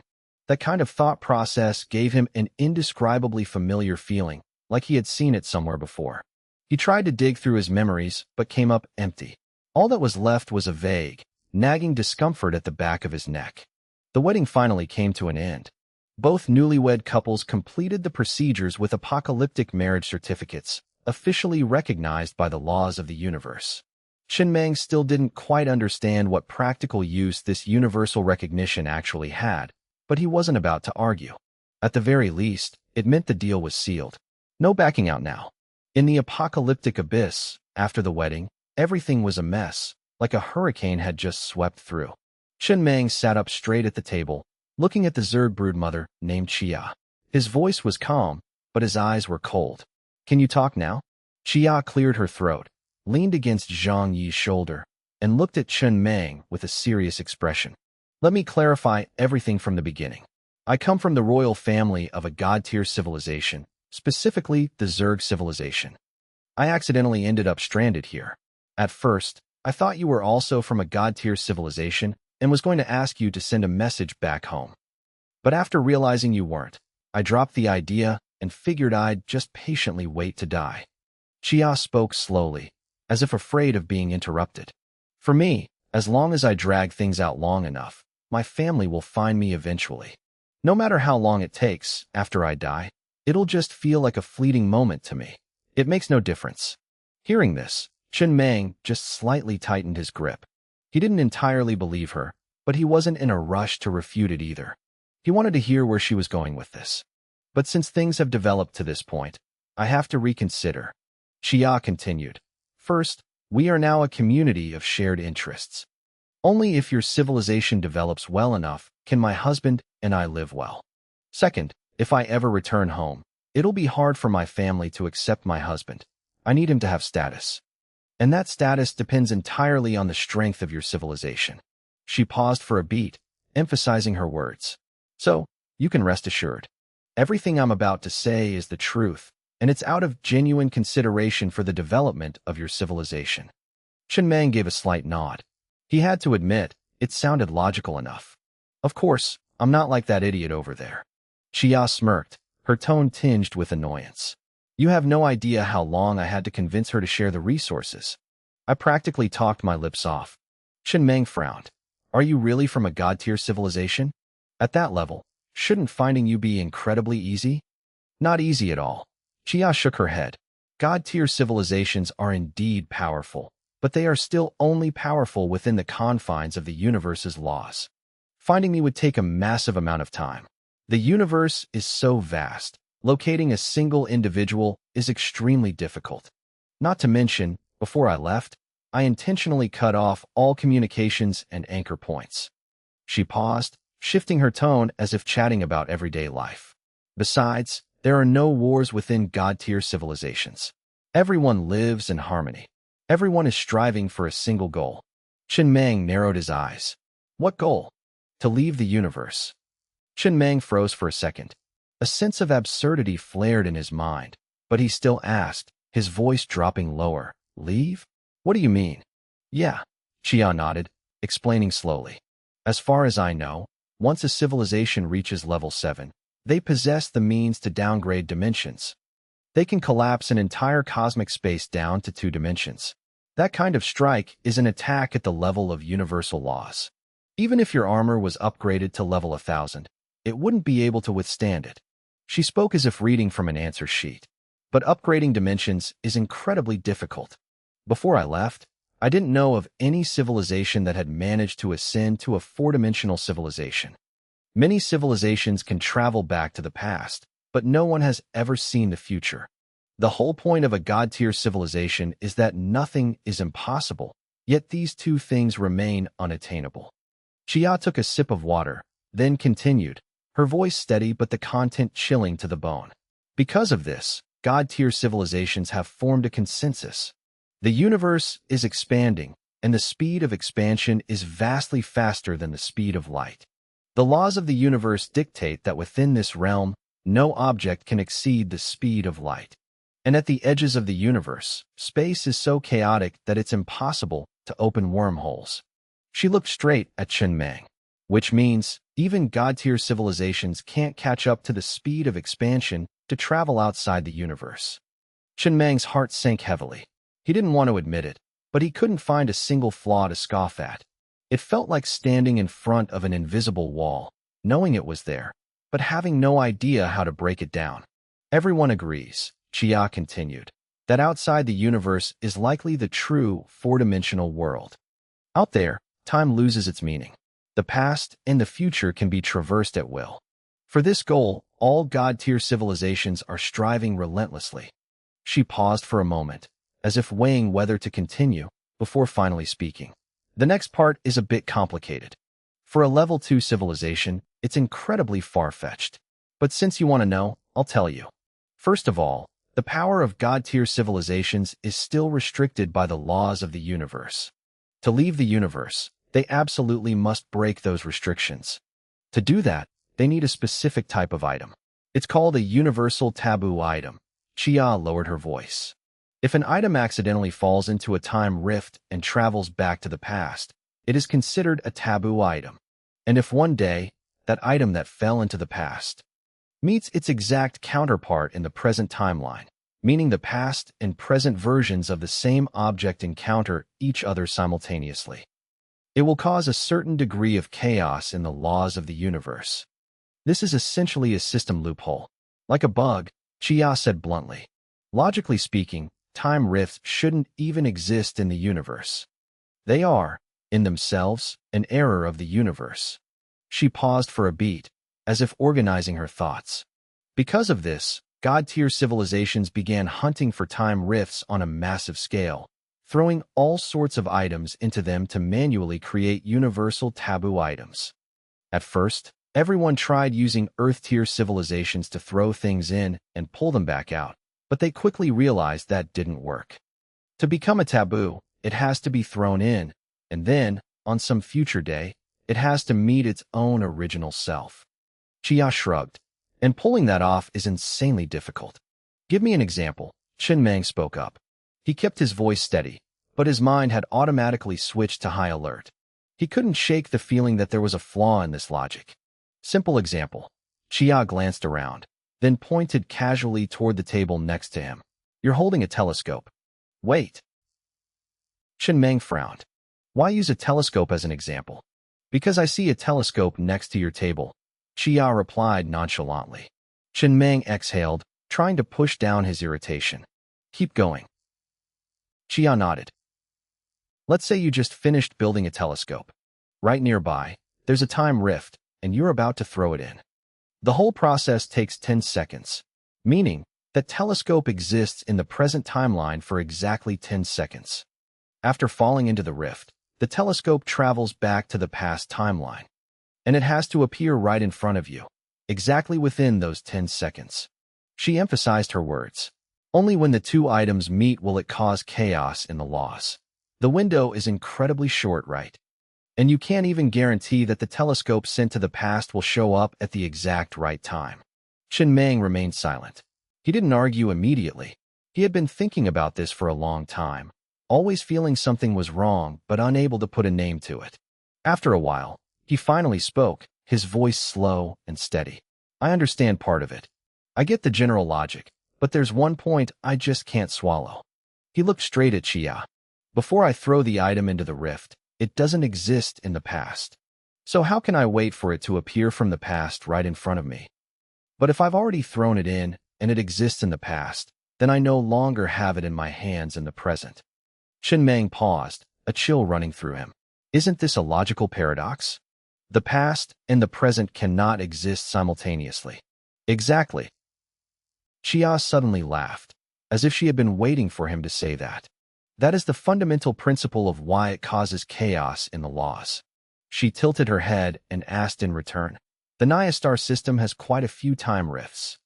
Have you ever tried throwing something in? I have. And after that, did you ever encounter the thing you threw into the past? I did. Chen Meng answered curtly, but his eyes darkened. It wasn't a pleasant memory. Something that shouldn't have existed was already sitting there in a place no one could explain. I knew it, Chia nodded. The time rifts in the Naya star system are all concentrated on one planet, so the probability of encountering it again is relatively high. She stared intently at him. So think back. At the exact moment you were about to throw that item into the rift. At that very same moment, was that item existing in someone else's hands? Chen Meng narrowed his eyes. An image instantly flashed in his mind. Right as he was about to throw that telescope, the train conductor had been using that exact same telescope to observe him. From a long time ago. In other words, before he even had the chance to throw it, the thing was already there, existing from a point far back in the past. A chill ran down Chen Meng's spine, not out of fear, but from the feeling of being pushed forward by some unseen hand. Because I was absolutely going to throw it in? Chen Meng asked. His voice wasn't loud, but there was a tense edge to it. He hated the feeling of being predestined. No, Chia smiled. It's a kind of simulated intervention into the future. No civilization can directly intervene in the future. But God-tier civilizations researched an indirect method of intervention, and they call it future assumption. She spoke slowly, pacing her words to make them easy to follow. You can understand it like this. When you are absolutely certain that in the future, you will definitely throw a certain item into a time rift. Then that item already has the potential to appear in your spacetime. Chia continued, her tone growing firmer, like a professor giving a lecture. Through this method, you can obtain a massive amount of universal taboo items or even resources. For example, if you firmly believe that in the future you will definitely throw a colossal amount of resources into a rift, then it's highly likely those resources have already appeared in this universe. She raised a finger. Of course, resources are hard to guarantee, because no one has ever received resources from the future. It seems only universal taboo items can pass through time rifts in that manner. What the hell? Chen Meng frowned. He pondered for quite a while before speaking, every word heavy, as if pressing down on the table. That sounds like pure idealism. I want something to happen, so it happens. Not entirely. Chia shook her head. It's just a probability, not a certainty. What that probability depends on, no one knows. She shifted her tone, becoming more pragmatic. And the biggest problem is, even if it does appear in this universe, figuring out how to find it is a whole other story. The universe is just too vast. Chia concluded, waving her hand dismissively. Anyway, the stuff God-tier civilizations research is incredibly complex. Even if I told you, you might not understand it all. For your civilization, the most important thing right now is still resources. Just focus on finding a way to get enough resources. Don't overthink the rest for now. It's too far off. Chen Meng returned to the train cabin, sat down in his chair, and remained silent. He had thought that talking to Chia would give him a clearer view of the universe's grand scheme. But after hearing her out, things felt even murkier. It was like stepping into a hallway with many doors, and every door just opened up to another layer of fog. Even so, there was one thing he was certain of. Chia wasn't entirely right. Because he had never firmly believed that he would throw a massive palace into a time rift in the future, yet that palace had still appeared right before his eyes. If it wasn't the power of belief, then there was only one possibility left, the one that made him the most uncomfortable. It was a choice made by his future self. He didn't wish for it. He chose it. And that choice, somehow, had fallen backward into the present. Just then, Xiao Ai's voice echoed through the cabin, cutting through Chun Meng's tangled thoughts. Conductor, I think I get the gist of it. Actually, there are contradictions in what Xia said. It seems even God-tier civilizations are stumbling in the dark. What they want to know most is probably. Xiao Ai paused for a beat, weighing her words. Whether the future is predestined or constantly changing. Her voice was even, but it hit like a hammer. To put it bluntly, is everyone's life a pre-written script they just have to act out? Or can it be changed through their own efforts? Or are even their own efforts and serendipitous encounters just scenes already written into the script? They are desperate for the answer to this. Xiao Ai said. They conducted countless experiments, then came up with many different conclusions. Then they tried to use those conclusions to explain the unbelievable phenomena in the universe. But the more they explained, the more they realized their current conclusions had to be debunked. Then they needed new conclusions and new experiments. Xiao Ai paused for a beat. For example, God-tier civilizations discovered that as long as they firmly believe something will happen in the future, there is a probability of it happening right now in the present. For instance, if they firmly believe they will throw a telescope into a time rift in the future, then there's a probability a telescope will appear in the present space-time. They call that future assumption, considering it a method of intervening in the future. Xiao Ai lowered her voice slightly, sounding almost critical. But honestly, that explanation is a bit of a stretch. Why? Chun Meng asked. He didn't turn his head, but his eyelids twitched slightly. He was listening very closely. Because fundamentally, it's like this scenario. You decide you're not going to eat rice tomorrow, and then tomorrow, you actually don't eat rice. Xiao Ai spoke slowly to make it clear. Would you call that intervening in the future? If you're stubborn about it, you could reluctantly call it that. But that probability is entirely dependent on multiple intervening factors. Xiao Ai immediately gave an example. When the exact day comes to throw the telescope, you suddenly get a stomachache, get diarrhea, and have to run to the bathroom. Then obviously, that telescope won't appear in the past, because you never threw it. Xiao Ai concluded, her voice firmer. So logically speaking, the theory of future assumption can be debunked. The things received from the future have nothing to do with firm belief. It only has to do with the choices your future self will make. It's just that it sets a general tone. And once you know this information, you can exploit it to seek some benefits. Provided you can find the thing you threw back from the future. Chun Meng was silent for a moment, then suddenly chuckled. It wasn't a loud laugh, but it sounded relieved, as if he had finally grasped a loose thread in a tangled knot. Xiao Ai, after hitting level 500, you really do seem a lot smarter. He paused for a beat, organizing his thoughts to keep it concise. Actually, I pretty much get it now. Even God-tier civilizations are just groping in the dark on this. But I can confirm one thing. Chun Meng looked straight ahead. A very clear feeling welled up inside him. Not blind faith, but a kind of cold, hard certainty.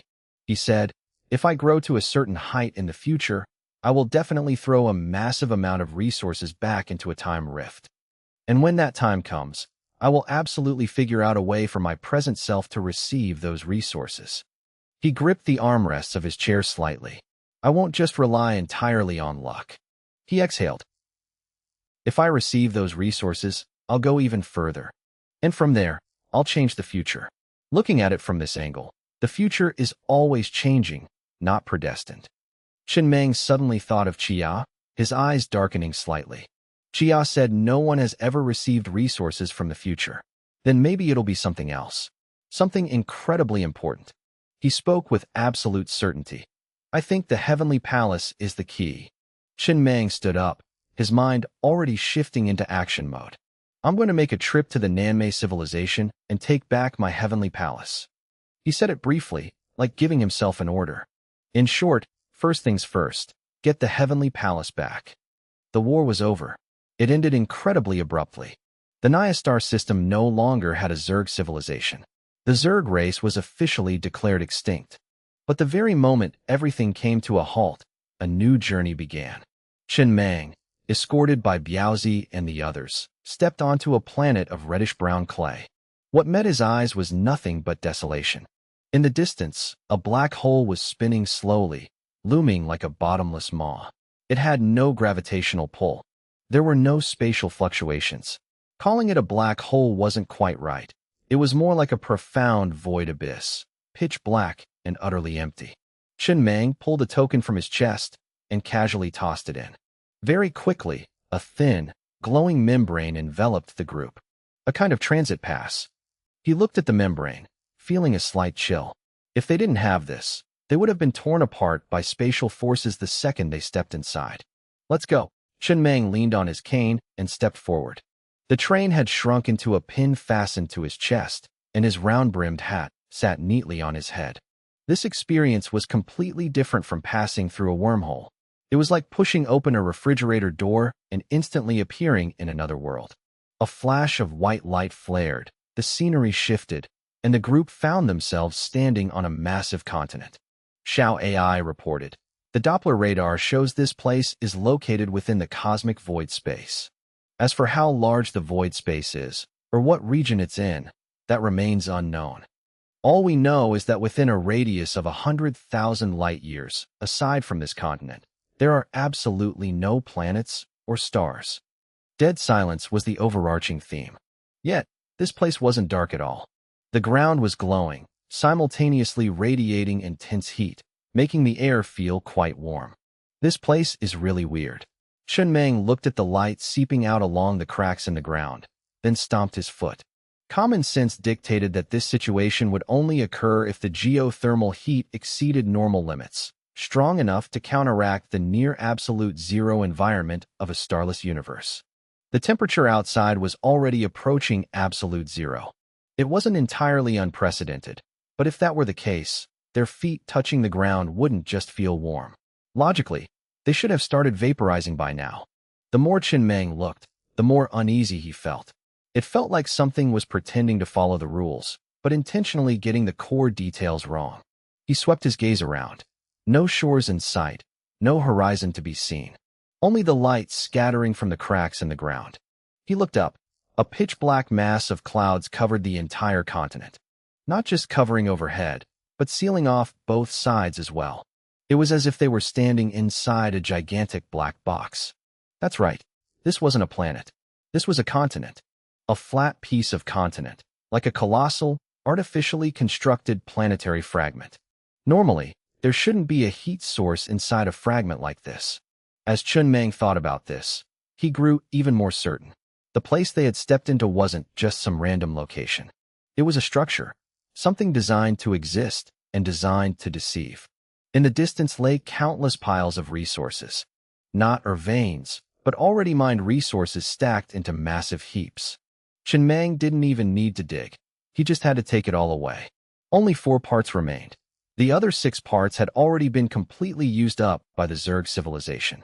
To prepare for this decisive battle, Chen Mang had stockpiled tens of trillions of units of iron ore. But unfortunately, he barely used any of it. He hadn't even burned through 1 trillion units. It was practically nothing. The level 200 main cannon, powered by the planetary energy source, only consumed 100 million units of iron ore per shot. It was fundamentally impossible to use it all up. Plus this massive pile of resources right in front of him. No wonder people said war was the fastest way to make a massive profit. It was fast, and it was massive. It's just that. Chen Mang narrowed his eyes slightly. He spotted something familiar. The continent before him was divided into 81 sectors. Each sector was piled high with iron ore, and in front of each sector was a symbol that looked like a shield. Chen Mang recognized it instantly. His heart skipped a beat, like someone had lightly tapped him on the forehead. Xiao AI, if I remember correctly, this symbol belongs to the Naya civilization, right? Yes, conductor. Chen Mang replied softly, his face remaining calm, but a line of high alert had already been drawn in his mind. So the owner of this nameless resource vault, the thing supposedly left behind as a legacy of an ancient civilization, has revealed itself. It's the Naya civilization. the civilization that was wiped out by the laws of the universe. Chen Meng couldn't help but feel an irrational surge of annoyance. Isn't the efficiency of this universe a bit too garbage? That other train conductor slipping through the cracks was understandable, since they were shielded by an unknown dust nebula, evading detection. But how did this resource vault get overlooked? Was it also shielded by a dust nebula? Or was it because it was located in the cosmic void space, making it hard for the universe's laws to scan? Chen Meng looked toward the glowing cracks in the ground and asked bluntly, "Can you scan what the heat source radiating from the center of this continent is?" "The radar isn't showing anything. We need to send someone down into the cracks to investigate. But there could be significant danger." "I'll do it." Yaozi, standing nearby, immediately volunteered. "Let me go? I'm the best at scouting." "No rush." Chen Meng gave a slight nod. He didn't agree right away. He just waved his hand, then dropped the planetary train heavily onto the ground. Immediately after, countless robots carrying refrigerators swarmed out like worker ants, starting to stuff the resources into the fridges and transferring them straight back to the train. Watching the scene, Chen Meng reminded himself of a very pragmatic rule. First things first, take the resources. Swallow the sesame seeds first, then worry about whether there's a watermelon. And this pile of resources in front of him? To him, it was already a watermelon. It was far beyond just sesame seeds. Phew. Chen Meng exhaled, the corner of his mouth twitching up. Everyone said the Naya star system was poor in resources, but he didn't think it was lacking at all. Being a little poor was fine. It meant no one would fight him for it. Since this vault was left behind by the Naya civilization, this cosmic void space was very likely the southern void region of the Naya star system, or at least quite far away from it. Chen Meng didn't see any energy attacks on the Doppler radar, nor did he see any trace of that level 4987 upgraded energy cannon, which meant it was definitely hidden very well. Chen Meng never dared to underestimate any civilization. He knew the saying, "a starved camel is still bigger than a horse," wasn't just for show. Even the leftover scraps of resources from Naya, a level 4 civilization that had been forcibly erased, were enough to make him look up in awe. He wondered to himself, when will I ever have this many resources? The once dead silent continent suddenly became bustling with activity. Robots crowded together, running back and forth. The sound of clashing metal, the noise of heavy lifting. The hum of transmission pulsed like a heartbeat, a dead place suddenly brimming with life. "Conductor," Xiao AI suddenly spoke up. "I have a rather perplexing question. Normally, strategic resource vaults in the universe are positioned as long-distance supply depots. After all, not everyone has refrigerators like ours to transmit resources at any given moment." Xiao AI spoke slowly, pacing her words clearly. "If the front lines are stretched out, multiple supply points must be set up for immediate replenishment. Even if the logistical wormholes are cut off, they wouldn't completely run out of resources and become a lone ship stranded in the universe." Xiao AI paused for a beat. But who would place a strategic resource point in the cosmic void space? Could it be they wanted to cross the void space? Chen Meng fell silent. That question was like a bucket of cold water poured over his head. He looked at the tablet screen, then spoke with absolute certainty. He paused for a beat, reorganizing his deductions. The territorial orientation of the Naya civilization was primarily expanded along the z-axis. The range on the x-axis is only 100,000 light-years, which is the Naya star system we see. But the vertical depth on the z-axis stretches up to 1.87 million light-years, spanning across multiple star systems. Chen Meng glanced over at the glowing cracks that looked like threads. They must have tried exploring the cosmic void space before. He continued, his voice as steady as a blade. "It's just that, even if they wanted to cross the void, the logical approach would be to go around it, not plunge straight through. The environment in the void is terrible. It requires incredibly high train armor, and there's no resupply year-round." Chen Meng frowned. The lost core energy in the void is also extremely scarce, practically non-existent. So I think. He stopped, nailing down his conclusion. They didn't want to cross the void. Maybe there's a secret hidden in the void, or maybe they wanted to relocate. Or maybe they foresaw the danger and sought refuge in the void. Chen Meng reminded himself of a principle he firmly believed in. Any choice made by a civilization might seem foolish to outsiders, but it's rarely a mistake. Of course. He paused, his lips twitching slightly. Thinking of Chia made him want to sigh. The Chia civilization was the sole exception. The first time Chen Mang encountered this civilization was right after he upgraded his trained speakers to a universe-exclusive, top-tier broadcast system. Then he picked up a drifting broadcast they had left behind. Chia civilization, level 1 civilization. Hey, can anyone hear us? Our cosmic coordinates are. Feel free to come visit us. At the time, Chen Mang just scoffed inwardly and ignored it. Only later did he find out that the civilization was wiped out by the brood mother of the Chia race. The reason? They shared the same name. It was an absurd reason, almost laughable in hindsight. But it was enough to teach him a lesson. In this universe, disaster doesn't always need logic. Because of that, even though he didn't know why the Naya civilization had set up a supply outpost here, he still believed it was the right call by the Naya leaders, based on their situation at the time. 48 hours later, all the resources here had been fully extracted and transported. The haul was massive, and moving it was no easy feat. Chen Mang wasn't in a rush to tally it up just yet. He took the tablet Xiao AI handed him, his eyes skimming over the data. The robotics R&D center didn't just build mining bots. It could also produce another model, mechanical hounds. He rarely had a use for them before, but in tight, hazardous terrain like this, using mechanical hounds to scout was the optimal choice. A massive swarm of newly assembled hounds continuously dove deep into the subterranean fissures. Chen Mang sat in the train's control room. He waited until his own safety was fully secured before officially beginning the sweep. So far, not a single hound had run into trouble. It was so quiet it made him uneasy. His experience told him one blunt truth. In the universe, dead silence usually means an ambush. Until the very next moment. Bzzzt. The tablet screen in his hands suddenly dissolved into static. That meant the hound he was monitoring had been obliterated in an instant, its camera completely wiped out. Chen Mang frowned. He wasn't panicking, but his guard instantly shot up. He replayed the footage from right before the hound was destroyed. Quickly, under extreme slow motion, he saw it clearly. A black streak shot up from deep underground, struck the hound, and then the feed cut to black. And that black streak. Chen Mang was momentarily stunned. What the hell? It was a lock of hair. That image dragged up a very old memory from his time on the train. The strand of hair he had once brought out from a dream. The ass hair. Something so bizarre he had actively tried to forget it. He still remembered its rules. A maximum load of 1 ton. Exceed that limit, and it would stretch infinitely. But once it stretched to a certain point, it would stop, and its tensile strength would become absolutely terrifying. Chen Mang stared at the screen, an unsettling question popping into his head. Are these two things connected? He didn't have an answer, but he hated this sense of familiarity. Familiarity meant he had brushed up against a disaster without even understanding it.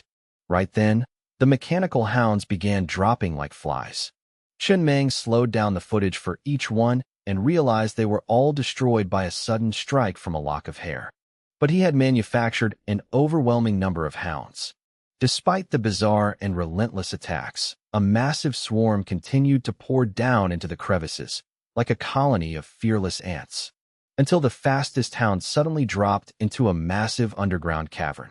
Its camera only managed to capture a single frame before being instantly crushed flat. But right after, a horde of other hounds flooded into the cavern.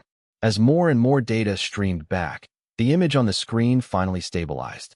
And what he saw sent a chill down Chen Mang's spine. It was a colossal subterranean cavern, roughly half the size of the entire continent. Calling it a cavern was an understatement. Nearly half the continent had been hollowed out. In the center of that massive space stood something resembling a crucifix. Pinned to the cross by 5 massive nails was a petite girl. She was about 5'1", with hair several meters long. Hair that seemed capable of extending infinitely. Her hair flailed wildly as she laughed like a maniac, struggling violently within the cavern, an eerie purple light glowing from her eye sockets. Looking closer, Chen Mang noticed something else. In that vast, empty space, aside from the imprisoned girl at the center, there were 12 massive devices whose power was steadily fading. Judging by the schematics attached to them, they were gravity generators.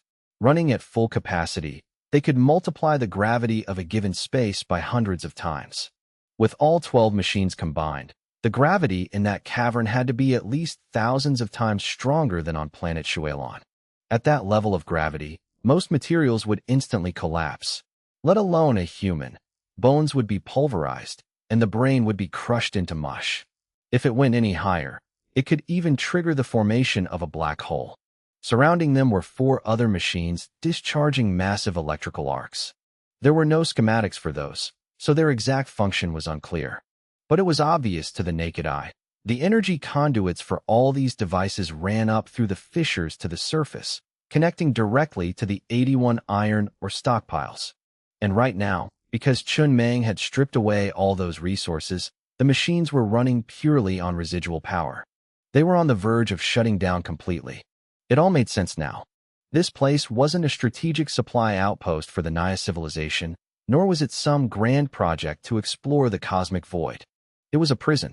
Those massive stockpiles of resources on the surface existed solely to power these 16 machines. This planetary fragment had been carved into this shape and hollowed out for one purpose: to serve as the perfect prison for that seemingly frail girl. Who knew how long she had been locked away down there? But today, her chains were about to break. Chen Mang glanced back at the black hole behind him, his expression darkening. He rested his hand on the control lever, ready to pull out at a moment's notice. He had already stripped the place clean of resources. He had every reason to retreat. But his instincts were hammering away in his skull like a drum. Whatever was locked up down there was far from ordinary. And if it broke free, the threat could far exceed anything he had ever imagined. He absolutely hated this kind of danger. Unmeasurable, incomprehensible, and leaving him with zero time to prepare.